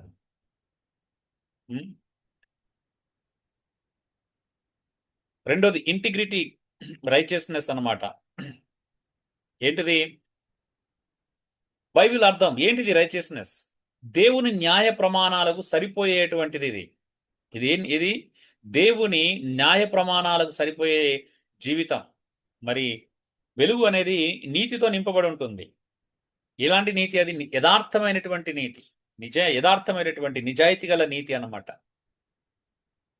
ఇది నీతిగా కనిపించడం కాదు, నీతిగా ఉండడం గురించి. నీతిగా కనిపించమని చెప్పట్లా, నీతిగా జీవించడం బైబిల్ మనకు నేర్పిస్తుంది. కొంతమంది స్వనీతి పరులు కూడా ఉంటారు. బైబిల్లో చెప్పినట్టుగా ఒక పరిచయుడు ఉంటాడు కదా, నేను ఈ పాపిలాగా లేను, నేను ఆయనలాగా లేను, ఈయనలాగా లేను, కంపేర్ చేసుకోవడం అన్నమాట. మనము దేవునితో కాకుండా మనుషులతో కంపేర్ చేసుకుని, అబ్బా నేను ఆయన కంటే బెటర్, ఆమె కంటే బెటరు. ఈ ఇంట్లో ఈ సరిగా లేని వాళ్ళందరూ ఎట్లా కంపేర్ చేసుకుంటారు అంటే, ఈ కొట్టేవాళ్ళు తిట్టేవాళ్ళు ఎలా కంపేర్ చేసుకుంటారు అని అంటే, ఆ పక్కింటి వాళ్ళతో కంపేర్ చేసుకుంటారు, వేరే వాళ్ళతో కంపేర్. ఏమని? చూసినావా, నేను ఇంత మంచివాడిని తెలుసా, నేను ఇంకా తాగట్లేదు, నాకు తాగుడు అలవాటు లేదు, నాకు మందు అలవాటు లేదు, నేను బయట లాగా సిగరెట్ అలవాటు లేదు, నేను అలా తాగి నేను తందనాలు ఆడట్లేదు, నేను ఇలా ఉన్నాను తెలుసా, అలా ఉన్నాను అని వీళ్ళు ఏం చేస్తారంటే ఇంట్లో ఈ మూర్ఖంగా ప్రవర్తించే వాళ్ళు వీళ్ళు వీళ్ళు ఇంట్లో వేరే రకంగా ఉంటారు. బయటనేమో నాకు చెడు అలవాట్లు లేవు, అది మంచితనం అనుకుంటారు, అది నీతి అనుకుంటారు. No no no. బైబిల్ కేవలం దాన్నే నీతి అనట్లా. అలవాట్లు మానేయడం నీతి కాదు. ఇది దేవుని స్వభావానికి సరిపోయేటువంటి జీవితాన్ని జీవించడం నిజమైన నీతి. అది న్యాయ ప్రమాణాలకు సరిపోయే నీతి. అది దేవుడు భార్యను ప్రేమించమంటే ప్రేమించాలా, క్షమించమంటే క్షమించాలి. మనం క్షమించకపోతే దేవుని నీతి ఎట్లా నెరవేర్చిన వాళ్ళం అవుతాం? ప్రేమించకపోతే దేవుని నీతిని ఎలా నెరవేర్చేవారిని అవుతాం?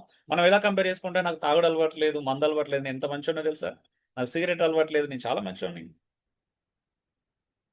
అది కాదు నీతి అంటే. కేవలం అలవాట్లు మానేయడమే నీతి అనుకుంటే పొరపాటే. అది ఖచ్చితంగా దైవశాస్త్ర సంబంధమైన పొరపాటే. కానీ చేయాల్సినవి నువ్వు చేయకపోతే, దేవుని మాట వినకపోతే, దేవునిలాగా ప్రేమించమన్నప్పుడు ప్రేమించకపోతే, దేవుడు క్షమించమన్నప్పుడు నువ్వు క్షమించకపోతే, దేవుడు సహించమన్నప్పుడు సహించకపోతే, అప్పుడు నీతి ఎక్కడిది?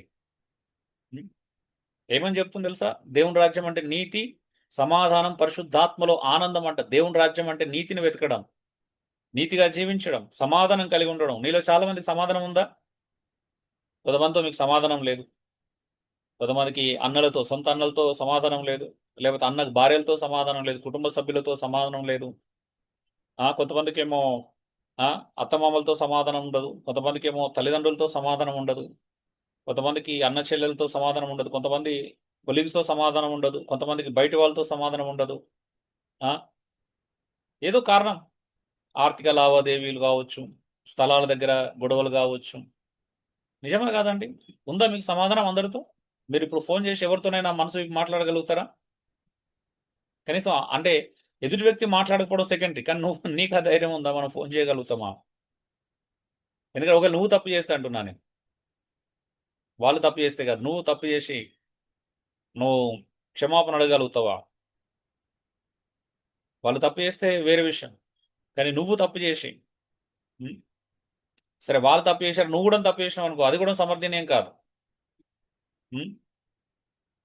నీ వైపు ఎలాంటి తప్పు లేకుండా, నువ్వు మాట పరంగా కానీ క్రియారూపకంగా తొందరపాటు ఏ మాట అనకుండా, తిట్టకుండా,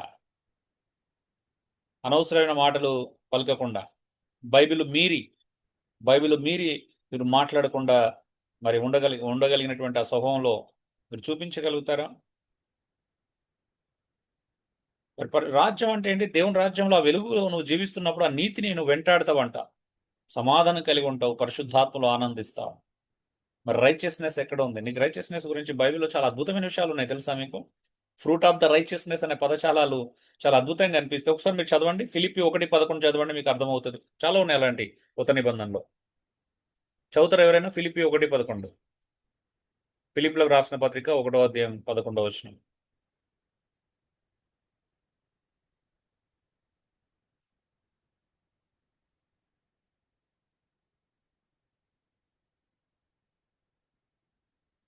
హలో అండి, ఆన్లైన్లో ఉన్నవారు ఒక్కరు కూడా సహకరించడానికి సిద్ధంగా లేరా? అయ్యో, ఎంతమంది ఉన్నారు కదా అండి.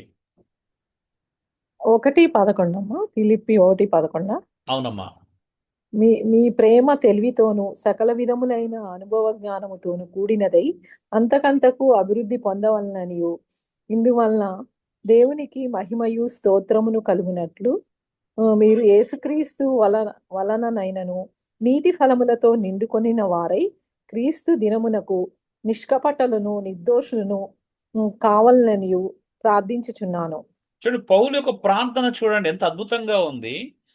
దేవునికి మహిమ కలుగునట్లు దేవునికి మహిమ కలుగునట్లు నీతి ఫలములతో నిండుకొని ఉండాలంట.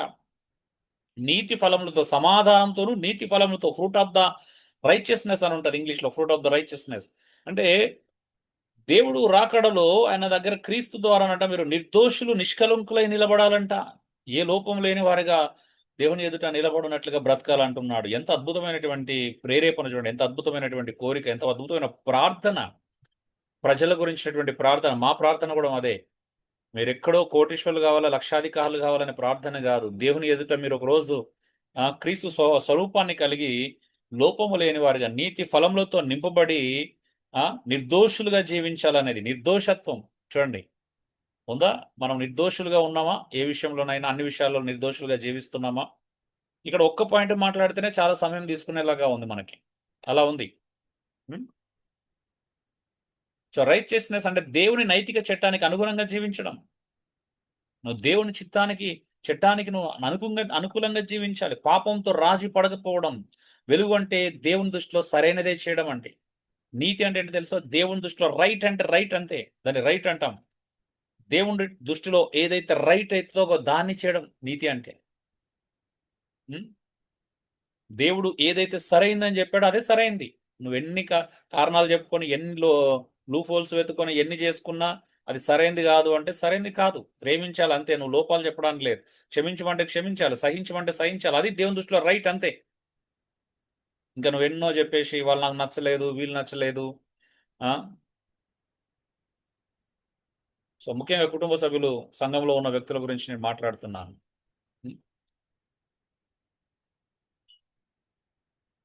మూడోది, జీ ఫర్ జెన్యున్ ట్రూత్. సత్యంతో నిండిన మాటలు మరియు జీవితం అండి. సత్యముతో నింపబడినటువంటి మాటలు ఉండాలా, జీవితం ఉండాలా. దేవుని వాస్తవం ఏంటంటే గాడ్స్ రియాలిటీ అంటే రియాలిటీలో జీవించడం. నువ్వు రియాలిటీ క్రైస్తవుడేనా, లేకపోతే నామకార్థ క్రైస్తవుడా, లేకపోతే అలిసిపోయిన క్రైస్తవుడా? నువ్వెవరు అసలు? నిజమైన క్రైస్తవుడిగా రూపాంతరం చెందుతున్నావా? నిజమైనటువంటి క్రైస్తవునిగా నువ్వు సత్యం కలిగి జీవిస్తున్నావా? సత్యమైనటువంటి మాటలు, సత్యంతో నిండిన మాటలే మాట్లాడుతున్నావు. ఎఫెసీ 4:16 అంటాడు, మనమంట ప్రేమ కలిగి సత్యము చెప్పుచు అన్ని విషయములలో క్రీస్తు వలె ఉండుటకు సాగిపోవాలా. క్రైస్తవుడు ప్రేమతో సత్యం చెప్పాలా, ప్రేమ కలిగి సత్యం చెప్పాలా. ప్రేమ లేకుండా సత్యం చెప్పినది రాంగే. దీనికి ఒక భక్తుడు ఏమని ఉదాహరణ ఇచ్చాడు అని అంటే, మనం ప్రేమ లేకుండా సత్యం మాత్రమే చెప్తే సత్యాన్ని ఆయన స్కెల్టన్తో పోల్చాడు, ప్రేమనేమో ఫ్లెష్తో, మాంసంతో పోల్చాడు. ఒకవేళ ప్రేమ లేకుండా నువ్వు సత్యాన్ని చెప్తే అస్థిపంజరం వచ్చినట్టుగా ఉంటది. దాన్ని ఎవరు అంగీకరించారు? అస్థిపంజరాన్ని చూస్తే భయపడతారు తప్పించి, నువ్వు గట్టిగా కసిగా అది ఇది అని నువ్వు గట్టిగా సత్యం ఎంత చెప్పినా అందులో ప్రేమ లేకపోతే, అంటే ప్రేమ అనేటువంటి మాంసము ఆ అస్థిపంజరం చుట్టూ లేకపోతే నీ సత్యం వల్ల ప్రయోజనం ఉండదు, భయపడతారు. అలాగే సత్యం లేకుండా నువ్వు ప్రేమ చూపించడం వల్ల ప్రయోజనం లేదు. ఎందుకంటే స్కెల్టన్ లేకుండా ఫ్లెష్ని, మనం మాంసాన్ని ఇలా నిలబెడితే అది నిలబడదు, కింద పడిపోతుంది. అంటే దానికి ఏముండదు, స్టాండ్ ఉండదు, దానికి ఒక స్ట్రక్చర్ ఉండదు ప్రేమకి. సత్యం లేకపోతే ప్రేమ ఉండలేదండి. కాబట్టి సత్యం అనేటువంటి అస్థిపంజరానికి ప్రేమ అనేటువంటి మాంసం తొడిగి మనం ముందుకెళ్తేనంట అప్పుడు క్రీస్తు వలె మారిపోతామంట. అందుకే ప్రేమ కలిగి సత్యము చెప్పుచు అన్ని విషయాలలో క్రీస్తు వలె ఉండుటకు సాగిపోదామని అంటాడు. ఆ తర్వాత ఎఫ్ఎస్సి 4:24 కంటిన్యూగా మనం చూస్తే, మనం ఒకరితో ఒకరు సత్యమే పలకవాలని. ఎందుకంటే మనం ఒకరికొకరు అవయవములై ఉన్నాము గనక. క్రీస్తు శరీరంలోని అవయవాలు, మన బాడీ ఆఫ్ క్రైస్ట్. కాబట్టి ఒకరితో ఒకరు అబద్ధాలు చెప్పకూడదు, పొరుగువానితో అబద్ధం ఆడకూడదు. పొరుగువాడు అంటే మనవాడే, మన శరీరంలోని సాటి అవయవాలతో అబద్ధం చెప్పకూడదు అంటున్నాడు. మరి సంఘంతో కానీ నీ కుటుంబంతో కానీ అలా ఉంటున్నావా? సత్యమే మాట్లాడుతున్నావా? ఆ సత్యాన్ని ప్రేమతో చెప్తున్నావా? చెప్పేది సత్యమేనా? రెండోది, ఆ సత్యాన్ని నువ్వు ప్రేమతో పంచుకుంటున్నావా? సత్యంతో నిండిన మాటలండి జీవితం, దాన్నే సత్యం అని అంటారు. సత్యంతో నిండిన మాటలు జీవితం. ఇది అబద్ధం లేని మాట, మోసం లేని జీవితం, రెండు ముఖాల జీవితం కాదు, దేవుని సత్యానికి సరిపోయే జీవితం. జెన్యున్ ట్రూత్ అని అంటే రెండు ముఖాలు ఉండవు ఇక్కడ. క్రైస్తవునికి రెండు ముఖాలు లేవు, ఉండకూడదు. అబద్ధం ఉండదు క్రైస్తవం లోపల, మోసం ఉండదు అస్సలే. ఏముంటుంది? దేవుని సత్యానికి పోయి సరిపోయే జీవితం ఉంటుంది. తప్పుడు పనులు చేయలేవు నువ్వు. ఒకవేళ చేసిన రియలైజ్ అవుతావు, కింద మీద అయిపోతావు, తట్టుకోలేవు. నీ హృదయం నువ్వు గిల్టీ ఫీల్ అవుతావు, ప్రభును వేడుకుంటావు. ప్రభా, నన్ను ఈ దుస్థితి నుంచి విడిపించు ప్రభా, నేను ఇంత ఘోరం ఎలా చేశాను, ఇంత తప్పు ఎలా చేశాను, నేను ఇలా కొట్టాను, ఎలా తిట్టాను, నేను ఇలా చేశాను, ఇంత బాట ఎందుకు అబద్ధం ఆడాను, నేను ఇలా ఎందుకు అన్నాను, లేకపోతే తప్పుడు పనులు ఎలా చేశాను, నేను తప్పని తెలిసి ఎలా చేశాను, తట్టుకోలేవు. చాలా సెన్సిటివ్గా ఉంటావు. వెలుగులో జీవించేవాడు సత్యానికి చాలా దగ్గరగా ఉంటాడు, సెన్సిటివ్గా ఉంటాడు. తట్టుకోలేడు. తన జీవితంలో తప్పు చేసినా, అబద్ధం ఆడినా, మోసం చేసినా, ఏం చేసినా తట్టుకోలేడు. ఈవెన్ ప్రభువుని ఎరగని ప్రజలేనంట మనస్సాక్షి చేత గద్దించబడి చాలా మంది ఈవెన్ సూసైడ్ చేసుకున్న వాళ్ళు కూడా ఉన్నారు, తప్పు చేసి తట్టుకోలేక. మొన్న కూడా చూసాం కదా, మదనపల్లిలో ఒక అమ్మాయిని, చిన్న పాపని పాడు చేసి తర్వాత చనిపోయాడు, నదిలో నీళ్ళలో దునికి చనిపోయినట్టు తట్టుకోలేడు. అంటే ఒక మనస్సాక్షి గద్దిస్తుంది. కానీ క్రైస్తవుడు అలా చేయడు. క్రైస్తవుడు తప్పు చేసినప్పుడు క్రీస్తు దగ్గరికి వస్తాడు. క్షమాపణ ఉంది, మార్పు చేయడానికి క్రీస్తు నీకు సహకరిస్తాడు. మరలా చిన్న చిన్న తప్పులు, అంటే నేను అలాంటి తప్పుల గురించి మాట్లాడట్లా, దానికి ఖచ్చితంగా లీగల్గా పనిష్మెంట్ కావాల్సిందే, ఒప్పుకుంటాడు. నిజమైన క్రైస్తవుడు ఒకవేళ చెయ్యడు, అలాంటి తప్పులు అస్సలు చేయడు. ఒకవేళ చేస్తే లీగల్గా శిక్ష అనుభవించడానికి ఒప్పుకుంటాడు. కానీ మనం చేసే పొరపాట్ల గురించి మాట్లాడుతున్నాం. క్రైస్తవులు సహజంగా చేసే పొరపాట్ల గురించి మాట్లాడుతున్నాం. చేసినప్పుడు క్రీస్తు దగ్గర పరిగెత్తుకొని వస్తాడు. ప్రభా నన్ను రక్షించు, ప్రభా నన్ను క్షమించు, ప్రభా నన్ను పరిశుద్ధపరచు. ఇక నీ వాక్యం సెలవిస్తుంది. 1 యోహాను 1:9 చదువుతున్నప్పుడు నా మనం పాపం లేని వారని చెప్పుకునేలా మనల్ని మనం అబద్ధం చెప్పినట్టు మోసం చేసుకుంటాం అన్నమాట. పాపం లేదని చెప్పడమే మోసం, అబద్ధం అంటున్నాడు. చూడండి, అక్కడ సత్యం లేవండి 2, అందులో సత్యం లేదంట. అందుకే నువ్వు పాపం చేసినాడు ఒప్పుకునే ఎడల ఆయన నమ్మదగిన వాడు, నీతిమంతుడు గనక నిన్ను సమస్త దుర్నీతి నుంచి వెళ్ళి విడిపించి నిన్ను పవిత్రులుగా చేస్తాడు. అది నా సొల్యూషన్. మనం బలహీనమే, కానీ మనం పాపం చేసినప్పుడు ఒప్పుకోవాలి. ఒప్పుకోకపోతే మనలో అబద్ధం ఉన్నట్టు, ఒప్పుకోకపోతే మనలో మోసం ఉన్నట్టు. అందుకే నువ్వు మోసం చేసుకుంటున్నట్టు. నువ్వు పాపం చేసి కూడా సమర్థించుకుంటున్నావు అంటే నువ్వు అబద్ధం ఆడుతున్నావు. నిన్ను మోసం చేసుకుంటున్నట్టు అని బైబిలే సెలవిస్తుంది, వాక్యం సెలవిస్తుంది. కానీ అలాంటి వారికి దేవుడు ఇచ్చినటువంటి గొప్ప ధన్యత ఏంటో తెలుసా? నువ్వు ఒప్పుకుంటే ఆయన క్షమిస్తాడు మొట్టమొదటిగా. రెండోది సమస్త క్షమించి వదిలేయట్లేదు. నువ్వు మళ్ళీ పాపం చేయడానికి లైసెన్స్ ఇవ్వట్లేదు దేవుడు. చాలా మంది అన్యులు అలా అనుకుంటున్నారు, క్రైస్తవులు పాపం చేస్తారు, దేవుడు వాళ్ళకి లైసెన్స్ ఇచ్చాడు పాపం చేయడానికి అని. నో, బైబిల్ అలా చెప్పట్లా. ఏమన్నాడు? నేను క్షమించి ఏం చేస్తాడంటే నెక్స్ట్ నిన్ను సమస్త దుర్నీతి నుండి విడిపించి పవిత్రులుగా చేస్తాడు. అక్కడికి వెళ్ళాలి క్రైస్తవ జీవితం అనేది. కానీ అలవాటు చేసుకుంటున్నావు, నువ్వు పాపాన్ని అలవాటు చేసుకుంటే అది క్రైస్తవ జీవితం కాదు. 4వది హోలీ కన్ఫ్రంటేషన్. చీకటి కార్యాలను ఖండిస్తుంది. వెలుగు ఏం చేస్తుందంటే చీకటిని ఖండిస్తుంది, తప్పును ఖండిస్తుంది. తప్పును సమర్థించదు వెలుగు, తప్పును ఒప్పుకోదు, తప్పును ఏ రకంగా సమర్థించదు. చీకటి కార్యాలను ఖండిస్తుంది, అది ఏదైనా కావచ్చు. అందుకే అర్థం చీకటిలో దాగినదాన్ని అది వెలుగులోకి తెస్తుంది అని అర్థం. కోర్స్ నేను అక్కడ సమయపాలని నేను గ్రీక్ పదాలు ఉన్నాయి, నేను దాన్ని అది అవసరం లేదు, మీకు ఆ పదాలు తెలుసుకోవాల్సినటువంటి అవసరం లేదని నేను స్కిప్ కొట్టేస్తున్నాను వాటి. అర్థం చీకటిలో దాగిన దాన్ని వెలుగులోకి తేవడం, చీకటి కార్యాలను ఖండించడం వెలుగంటే. ఇది దూషించడం కాదు, ఖండించడం అంటే మళ్ళీ తిట్టడం కాదు, దూషించడం కాదు, నువ్వు అట్లా నువ్వు ఇట్లా అని అజ్జేయడం కాదు, అవమానించడం కాదు. నువ్వు అలాంటి దాన్ని తెలుసా, నువ్వు ఇలాంటి వాడు తెలుసా, నువ్వు ఎంత దుర్మార్గుడు తెలుసా, నువ్వు అప్పుడు ఎలా చేసావు తెలుసా, ఇప్పుడు ఎలా చేసావు తెలుసా అని అవమానించడం కాదు. నిజమైనటువంటి ప్రేమలో క్రైస్తవుడు ఎదుటి వ్యక్తిని దూషించడు, ఎదుటి వ్యక్తిని అవమానించడు. నువ్వు తప్పు చేస్తున్నావు అనే దృష్టికి మాత్రమే తీసుకొస్తాడు, అంతేగాని తిట్టడు. సత్యంతో బట్టబయలు చేస్తాడు, సత్యం ద్వారా నువ్వు ఇలా ఉన్నావని చూపిస్తాడు తప్పించి నిన్ను ఖండించడు, నిన్ను శిక్షించడు. వెలుగు ఉన్న చోట పాపం తట్టుకోలేడు. ఏం చేస్తానంటే వెలుగు ఉన్న చోట పాపము తట్టుకోలేదండి. అది సారీ క్షమించాలా, స్పెల్లింగ్ మిస్టేక్ పడింది. ఉండలేదు అసలు పాపం, అలా కాదు, వెలుగు ఉన్న చోట పాపం ఉండలేదు, బట్టబయలు అయిపోతుంది. ఎందుకంటే పాపం బహిర్గతం అయిపోతుంది, ఉండలేదన్నమాట. అందుకే మనము అది పరిశుద్ధంగా ఏం చేస్తుంది అని అంటే ఖండిస్తుంది. వెలుగు ఏం చేస్తుంది అని అంటే పవిత్రంగా చీకటి కార్యాలను పవిత్రతో ఖండిస్తుంది అది. ఎందుకంటే తట్టుకోలేదు, ఎందుకంటే హోలీ లైఫ్కి పరిశుద్ధతకి చీకటి కార్యాలకు సంబంధం ఉండదు.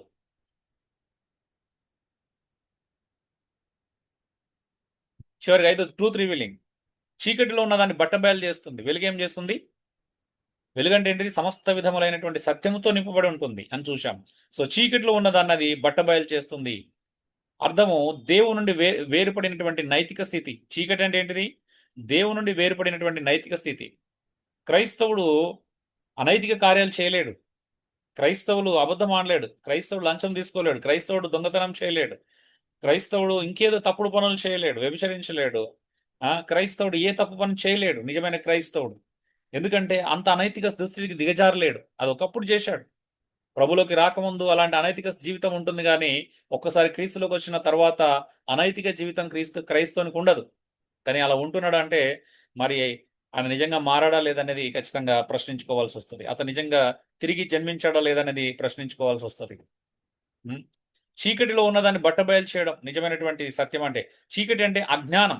చీకటి అంటే ఏం చూస్తున్నాం? అజ్ఞానం. ఈవెన్ ఎఫ్ఎస్సి 4:17లో కూడా చూస్తాం. చీకటి అంటే అంధకారం, అజ్ఞానం. అది చీకటి అంటే పాప జీవితం. చీకటి అంటే దేవుని అధికారానికి వ్యతిరేక జీవితం. దేవుని అధికారాన్ని ఒప్పుకోదు. దేవుడు చెప్పినట్టు వినడు ఈ చీకటిలో జీవించేవాడు. ఇవి కేవలం చెడ్డ పనులు కాదండి. దేవుని నుండి దూరంగా ఉండే జీవితం. నువ్వు దేవునికే దూరం అవుతున్నావు. కేవలం నువ్వు చెడ్డ పనులు చేస్తున్నావు అనుకుంటే పొరపాటు. నువ్వు సత్యానికి దూరం అవుతున్నట్టు, దేవునికి దూరం అవుతున్నట్టు. నువ్వు ఎంత చీకటికి దగ్గర అవుతే, ఎంత అంధకారానికి నువ్వు దగ్గర అవుతుంటే నువ్వు దేవునికి అంత దూరం అవుతావు. ఆలోచించండి డియర్ బ్రదర్స్ అండ్ సిస్టర్స్. క్రైస్తవుడు చీకటి కార్యాలు చేయలేడు. క్రైస్తవుడు తప్పుడు దందాలు చేయలేడు. తప్పుడు బిజినెస్ చేయలేడు. తప్పుడు వ్యాపారాల జోలికి వెళ్ళాడు. తప్పుడు పనులు చేయలేడు. బెట్టింగ్ యాప్ జోలికి వెళ్ళాడు. దేనికి వెళ్ళాడు క్రైస్తవుడు? అంటే ఒకవేళ పొరపాటు జరిగినా రియలైజ్ అవుతాడు, పశ్చాత్తాపడతాడు. ఏదైనా కావచ్చు అది. ఈజీ మనకి అలవాటు పడడు క్రైస్తవుడు. ఈజీ మనకి అలవాటు పడి అందులో ఇన్వెస్ట్మెంట్ చేయడు నిజమైన క్రైస్తవుడు. క్రైస్తవుడు ఎందుకంటే జ్ఞానం కలిగిన వ్యక్తి. క్రైస్తవుడు నైతికత కలిగినటువంటి వ్యక్తి. క్రైస్తవుడు మంచితనం కలిగినటువంటి వ్యక్తి. దానివల్ల పక్కనికి క్రైస్తవుడు మేలు చేసే వ్యక్తి కాబట్టి దీనివల్ల ఎవరికైనా అన్యాయం జరుగుతుంటే దాన్ని ఒప్పుకోడు.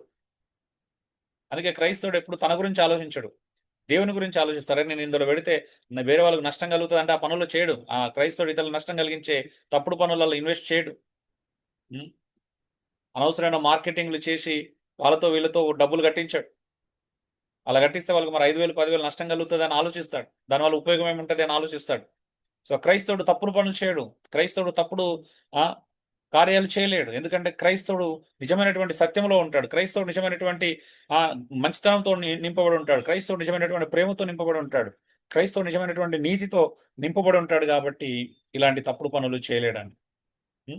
మొత్తం సందేశం ఒక మాటలో చెప్పాలంటే మీరు వెలుగై ఉన్నారు కాబట్టి వెలుగులాగా జీవించండి అనేది ఎఫెసీ పత్రిక 5వ అధ్యాయం 8 నుండి 13 వచనాల సందేశం. వెలుగుగా జీవించండి అంటే అర్థం ఏంటి? గుడ్నెస్ నీ స్వభావంలో కనిపించాలి. రైచియస్నెస్ నీతి నీ నిర్ణయాలలో కనిపించాలి. నువ్వు నీతిగా బ్రతికేవా, నీతిగా ఉండే కార్యాల్లో నిర్ణయం తీసుకుంటావు. ఇది నీతిగా ఉంటేనే చేస్తావు. నీ మంచితనం నీ స్వభావంలో కనిపించాలా, నీతి నీ నిర్ణయాలలో కనిపించాలా. నువ్వు నీతి సంబంధమైన నీతియుక్తమైనటువంటి నిర్ణయాలు తీసుకుంటావు. అది అవినీతి అంటే నువ్వు అక్కడికి వెళ్ళవు, నువ్వు దాన్ని టచ్ చేయవు. దానిలో మోసం ఉందంటే దాన్ని టచ్ చేయవు నువ్వు. అది ఏ బిజినెస్ అయినా ఏదైనా కావచ్చు. అది అవినీతి అన్నప్పుడు దాన్ని ముట్టుకోవు. దాన్ని అది పరుల సొమ్ము అన్నప్పుడు నువ్వు దాన్ని టచ్ చేయవు. అది ఆశించకూడదని బైబిల్ చెప్పినప్పుడు దాన్ని అంగీకరించవు. అది నాది కాదనుకుంటావు. ట్రూత్ నీ మాటల్లో ఉంటుంది. చూడండి ఎంత అద్భుతమైన కన్క్లూజన్ చూడండి. సో గుడ్నెస్ మంచితనం నీ స్వభావంలో కనిపించాలా, నీతి నీ నిర్ణయాలలో నువ్వు తీసుకునే ప్రతి నిర్ణయాలు కనిపించాలా, సత్యము నీ మాటల్లో కనిపించాలా. సో ఎక్స్పోజింగ్ వెలుగు నీ ప్రభావంలో కనబడాలా. నువ్వేం ఎక్స్పోజ్ చేయాలా? వెలుగు నీ ప్రభావంలో టోటల్గా కనబడాలా. అనగా దేవుడు నేను ఎలా చూడాలని కోరుకుంటాడో అలా జీవించడమే నిజమైనటువంటి వెలుగు. దేవుడు నిన్ను ఎలా చూడాలని కోరుకుంటున్నాడు. నా బిడ్డ ఇలా ఉండకూడదు, నా కుమారులు నా పిల్లలు నన్ను అంగీకరించినటువంటి విశ్వాసులు క్రైస్తవులు దేవుని పిల్లలని పేరు పెట్టబడిన వారు ఇక మోసం చేయకూడదు, అబద్ధం ఆడకూడదు, దూషించకూడదు, కీడుకు ప్రతి కీడవనికి చేయకూడదు, దూషణకు ప్రతి దూషణ చేయకూడదు, అన్యాయం చేయకూడదు, మోసం చేయకూడదు, తప్పుడుగా జీవించకూడదు, అధికారులకు లోబడాలి, భర్తను ప్రేమించాలి, భార్యకు లోబడాలి, ఒకరినొకరు ప్రేమించుకోవాలి, క్షమించుకోవాలా, ఒకరు బలహీనతలు ఒకరు భరించుకోవాలా, చెడును అసహించుకోవాలా, పాపాన్ని ద్వేషించాలా, చెడు కార్యాలకు దూరంగా ఉండాలా. వెలుగంటే ఇది. దేవుడి నుంచి ఇది కోరుకుంటున్నాడు. నన్ను ఎలా చూడాలని కోరుకుంటాడో అలా జీవించడమే నిజమైనటువంటి వెలుగు. మర్రండి, మనం ఉన్నది వెలుగులోనే కదా. వెలుగులో ఉండి చీకటి కార్యాలు చేయడం ఏంటి? వెలుగులో ఉండి చీకటి సంబంధమైనటువంటి పనులలో మనం అదవటం ఏంటి? చీకటి సంబంధమైనటువంటి వ్యవహారం ఏంటి? మన మాట, మన ప్రవర్తన, మన మాటలు సత్యం ఎలా ఉండాలి? మన మాటలు ఉప్పు వేసినట్లంటే కృపాసహితంగా రుచికరంగా ఉండాలి. నువ్వు అంత హార్ష్గా ఎలా మాట్లాడుతున్నావు? నీ సొంత దేహాన్ని ఎలా పాటు చేసుకుంటున్నావు? నీ కుటుంబాన్ని నువ్వు ఎలా పాటు చేసుకుంటావు? నువ్వు తప్పుడు బిజినెస్లు చేసి, తప్పుడు ఇన్వెస్ట్మెంట్లు చేసి నీ కుటుంబానికి నువ్వు ఆర్థికంగా ఎలా నష్టం కలిగిస్తావు? నువ్వు అట్లా నష్టం కలిగించలేవు. నిజమైనటువంటి క్రైస్తవుడు ఆర్థికంగా ఇతరులకు ఇబ్బంది కలిగించలేడు. తన కుటుంబానికి తానే నష్టం కలిగించలేడు. తనను తానే నష్టపరుచుకోలేడు. తప్పుడు పనులు చేయలేవు నువ్వు. అయితే గతం నువ్వు చేసినావు. ఒకవేళ రియలైజ్ కాండి, ఏదైనా కావచ్చు. నువ్వు పదే పదే నీ భార్యను అబ్యూజ్ చేయలేవు, తిట్టలేవు, కొట్టలేవు. అది రైట్ కాదు. నీ భర్తను ఎదురు తిరగలేవు. నిజమైన క్రైస్తవురాలైతే మృదు స్వభావం, సాధు స్వభావం కలిగినటువంటి భార్యగా ప్రభుకు లోబడతావు. తల్లిదండ్రులను ప్రేమిస్తావు. పిల్లల్ని ప్రభు శిక్షలు బోధలో పెంచుతాం. ఇవన్నీ దేవుడు నేను చూడాలనుకుంటున్నటువంటి జీవితంలో. అధికారులను గౌరవిస్తావు, పన్నులు కడతావు, లైసెన్స్ ఏమంటారు ట్యాక్సులు కరెక్ట్ మెయింటైన్ చేస్తావు, రూల్స్ కరెక్ట్ ఫాలో అవుతావు సమాజంలో. ఒకవేళ ఫాలో కాకపోతే నువ్వు ఫైన్ కట్టాల్సి వస్తుంది, కట్టాల్సి తప్పదు. తప్పు చేసినప్పుడు శిక్ష అనుభవించాల్సి వస్తుంది. ఇంత ఉంటుంది క్రైస్తవ జీవితం అంటే ఏంటి, వెలుగు అంటే ఏంటి? ఊరికేనేనా? మీరు లోకానికి వెలుగై ఉన్నారంటే ఎవరికి? లోకానికి వెలుగు ఎక్కడి నుంచి స్టార్ట్ కావాలి? అది నీ కుటుంబం నుంచి వెళ్ళి సంఘానికి, సంఘం నుంచి వెళ్ళి సమాజానికి అది విస్తరించాలా, వెలుగు కనిపించాలా. నువ్వు ఎక్కడ ఎలా జీవిస్తున్నావు, 3 చోట్ల నీ వెలుగు ప్రస్ఫుటంగా కనిపించాలా. అది ఆ 3 చోట్ల కనిపించాలంటే వ్యక్తిగతంగా నువ్వు క్రీస్తుతో జీవించాలి, వ్యక్తిగతంగా నువ్వు క్రీస్తుకు దగ్గర కావాలి. లేకపోతే ప్రయోజనం ఏంటో ఆలోచించు. సారాంశం చివరి మాట, ఈ చివరి పేజీ చెప్పి ముగించేస్తాను. లైట్, వెలుగు ఫలం అంటే ఏంటి? లవ్ ఫిల్డ్ గుడ్నెస్, ప్రేమతో కూడినటువంటి, ప్రేమతో నిండిన మంచితనం, ప్రేమతో కూడిన మంచితనం. మరి మంచితనం చూపిస్తున్నావా? నీ సొంత కుటుంబ సభ్యుల పట్ల నువ్వు మంచితనం ప్రదర్శించకపోతే ఎలా? ఒకసారి ఆలోచించు. ఇంటిగ్రిటీ, రైచియస్నెస్, నిజాయితీ గల నీతి, అది యథార్థమైనటువంటి నీతి. జినైన్ ట్రూత్, యథార్థమైన సత్యం, ఉన్నదొంటిగా మాట్లాడతావు. హోలీ కన్ఫ్రంటేషన్, చీకటిని ఖండించే పవిత్రత అది. ట్రూత్ రివీలింగ్, బట్టబయలు చేసే ఆ సత్యపు వెలుగు.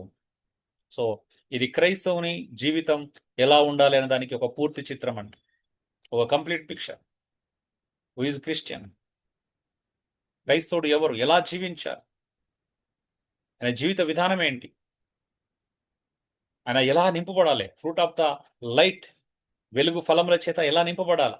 వెలుగు ఫలము సమస్త విధములైన మంచితనము, సత్యము, నీతి. నీతి సత్యం అని వాటిలో కనబడుతుందంట వెలుగు ఫలము అంట. సమస్త విధములైనటువంటి సత్యము, నీతి ఇక్కడ కనిపిస్తుంది, మంచితనంలో కనిపిస్తుంది, సత్యంలో కనిపిస్తుంది, నీతిలో కనిపిస్తుంది. మరి ఏది నీ వెలుగు ఫలం? మనం వెలుకరం, లోకానికి వెలుగన్నాడు యేసుప్రభు. మనం లోకానికి వెలుగై ఉన్నామండి. You are the light of the world. మనమే అంటాడు, అందుకే మనమే చీకటి అయి ఉంది. మత్తయి సువార్తలు అంటాడు, ఎవడైనా కానీ దీపం వెలిగిస్తే దీపస్తంభం కాదు, దీపస్తంభం మీద పెట్టాలి, మంచం కింద పెట్టకూడదు. అది లోకానికి వెలిగాలి. అలాగే మన సత్క్రియలను చూసి పరలోకమందున్నటువంటి తండ్రిని మహిమపరిచినట్లు వారి ఎదుట వెలుగును ప్రకాశింపనీయాల. మన వెలుగు కనబడాల. ప్రతి ఒక్కరితో మాట్లాడుతున్న వ్యక్తులతో మన దగ్గర మన వెలుగు కనబడాల. మన ప్రతి ప్రవర్తనలో, ప్రతి మాటలో, ప్రతి సత్యంలో, మన ప్రతి స్వభావంలో వెలుగు చూపించగలగాలి. అది క్రైస్తవ జీవితం అంటే. రండి అందరం కలిసి ఆ వెలుగులో ప్రయాణం చేద్దాం. మనల్ని చూస్తే ప్రజలు ఆశ్చర్యపోవాలి, మన బ్రతుకు, మన మాట చూస్తే ఆశ్చర్యపోవాలి. మనకు ఎన్ని సంఘటనలు ఎదురైనా మనం రోజు ఎదుగుతున్నాం అనేది చూసి ఆశ్చర్యపోవాలి. మన ఎమోషన్స్ కంట్రోల్ చేసుకోవాలి. మన ఎమోషన్స్ ఇంబ్యాలెన్స్ అవుతున్నాయి కుటుంబాలలో, తెలుసా? ఎప్పుడైతే నీ ఎమోషన్స్, నీ భావోద్రేకాలు బ్యాలెన్స్డ్గా ఉండవు, సమతుల్యంగా ఉండవు, అప్పుడే నీ బలహీనతలు బయటపడతాయి. నీ బలహీనతలు ఎంత బయటపడితే నీ క్యారెక్టర్ అంతా డ్యామేజ్ అవుతుంది. నువ్వు తట్టుకోలేకపోతున్నావు, భరించలేకపోతున్నావు, కొన్ని విషయాలు ఓర్చుకోలేకపోతున్నావు, సహించలేకపోతున్నావు, ఇచ్చిపడినట్టుగా కొన్నిసార్లు ప్రవర్తిస్తూ ఉంటావు. అది మంచిది కాదు, అది దైవికం కాదు. నువ్వు కంట్రోల్ చేసుకోవాలి. నీకు యేసు ప్రభు సహాయం చేస్తాడు, ప్రభు సహాయం చేస్తాడు. రా ప్రభు దగ్గర రా, గోచాడు, వేడుకో, మోకాల మీద పడి, ప్రభు నన్ను నా ఎమోషన్స్ను నేను ఆపుకోలేకపోతున్నా, నా ఎమోషన్స్ నన్ను ఇబ్బంది పెడుతున్నాయి ప్రభా.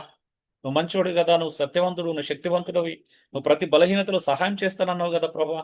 ఇగో నా ఎమోషన్ నువ్వు కంట్రోల్ చేయన్నాడు. ఎందుకు దేవుడు సహాయం చేయడు? మారిన వాళ్ళు చాలా మంది ఉన్నారు కదా, మన చుట్టూ చాలా మంది అలాంటి వ్యక్తులు ఉన్నారు, మారిన వాళ్ళు ఉన్నారు. పేతురునే చూడండి బైబిల్లో, ఒకప్పుడు చాలా ఎమోషనల్ రక్షణకు ముందు. కానీ అదే పరిశుద్ధాత్మ దేవుని పొందిన తర్వాత అదే పేతురు మారిపోయాడు. ఎమోషన్స్ లేవు ఇప్పుడు.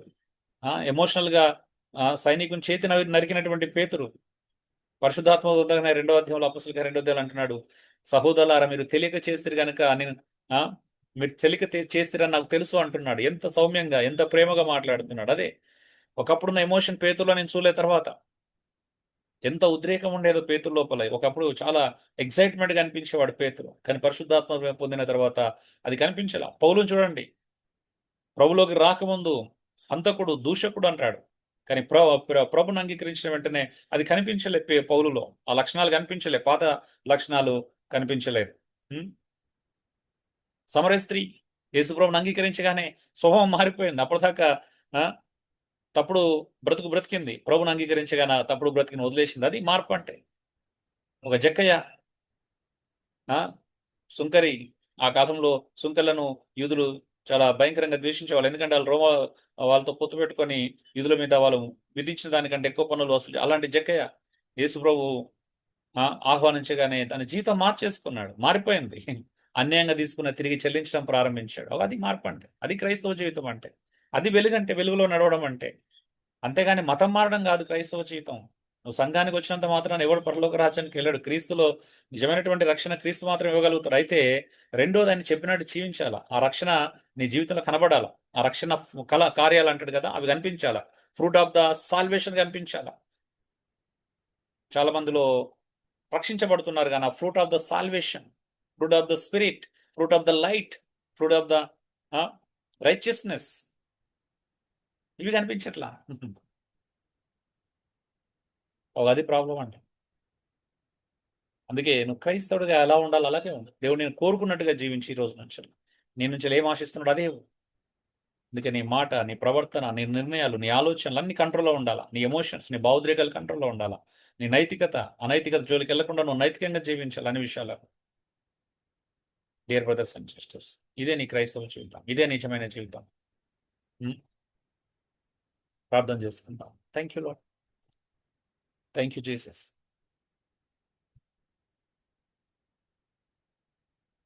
మా పాప స్వభావం తొలగించుమయ్యా, నీ మంచి ప్రేమ మాకీయుమా.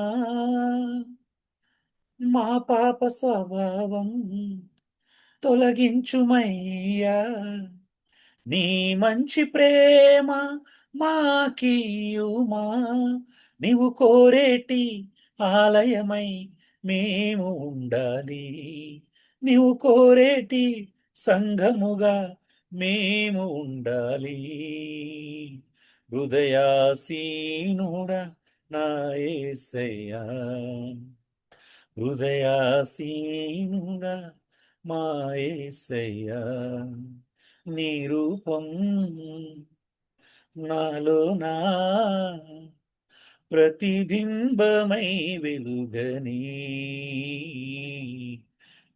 నీ ప్రేమ నీ కరుణ మా హృదిలోన ప్రవహించని.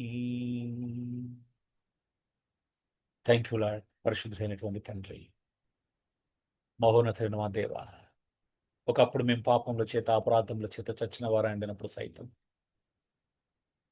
మేము మనసు యొక్క, శరీరం యొక్క కోరికలు నెరవేర్చుకోవచ్చు.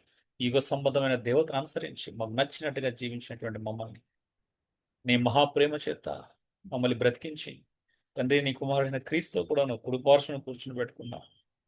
ఎంత ధన్యులం ప్రభ. పాపులమైన మమ్మల్ని పరలోక రాజ్యంలో నీ పక్కన, నీ కుమారుని పక్కన ఒక నివాసస్థలం ప్రభ మాకంటూ ఒక స్థానాన్ని ఇచ్చావు. ఏం ధన్యత ప్రభు, ఎంత ప్రభా భాగ్యులం ప్రభు, నీకు స్తోత్రాలు. ఇంత గొప్ప భాగ్యం నుంచి, ఇంత గొప్ప ధన్యత నుంచి. ఇది ధన్యత అంటే ఎవరు చూసి ఓర్చుకోలేనంత ధన్యత ప్రభా. ఇది నిజంగా సహించలేరు. రేపు రక్షించబడి నేను మీతో పాటు జీవిస్తున్నప్పుడు రక్షించబడిన వాళ్ళు సహించలేని ధన్యత ప్రభా. ఇది ఓర్చుకోలేని ధన్యతను ఇచ్చావు. ఇంత గొప్ప ధన్యతను ప్రభా మేము కలిగి జీవించడానికి కృపనిచ్చావు, సత్యవాక్యాన్ని ఇచ్చావు, లేఖనాలను ఇచ్చావు, పరిశుద్ధాత్మని ఇచ్చావు ప్రభా, సంఘాన్ని ఇచ్చారు. మేము ప్రభా మీరు ఇచ్చినటువంటి వనరులన్నీ వాడుకుంటూ ప్రభా మీ కృపను వాడుకుంటూ మేము ఇంకా వెలుకరంగా నువ్వు కోరినట్టుగా నిన్ను పోలి నడుచుకోవడానికి సహాయం దయచేయండి ప్రభా. మాకు అది మీరు ఇచ్చినటువంటి ఆజ్ఞ, గుర్తింపు ప్రభా, లక్ష్యం, పిల్లల వల్ల దేవుని పోలి నడుచుకోవడం మీరు మా ముందు పెట్టినటువంటి అత్యద్భుతమైనటువంటి అది ప్రభా. ఏదోని తోటలో ఆదామవలు చేసిన పాప ఫలితంగా కోల్పోయినటువంటి నీ స్వరూపం, నీ స్వభావాన్ని తిరిగి నీ కుమారుడైన క్రీస్తు ద్వారా ప్రభావం అనుగ్రహించారు. అందుకే మేము అలా జీవించాలని మీరు కోరుకుంటున్నారు.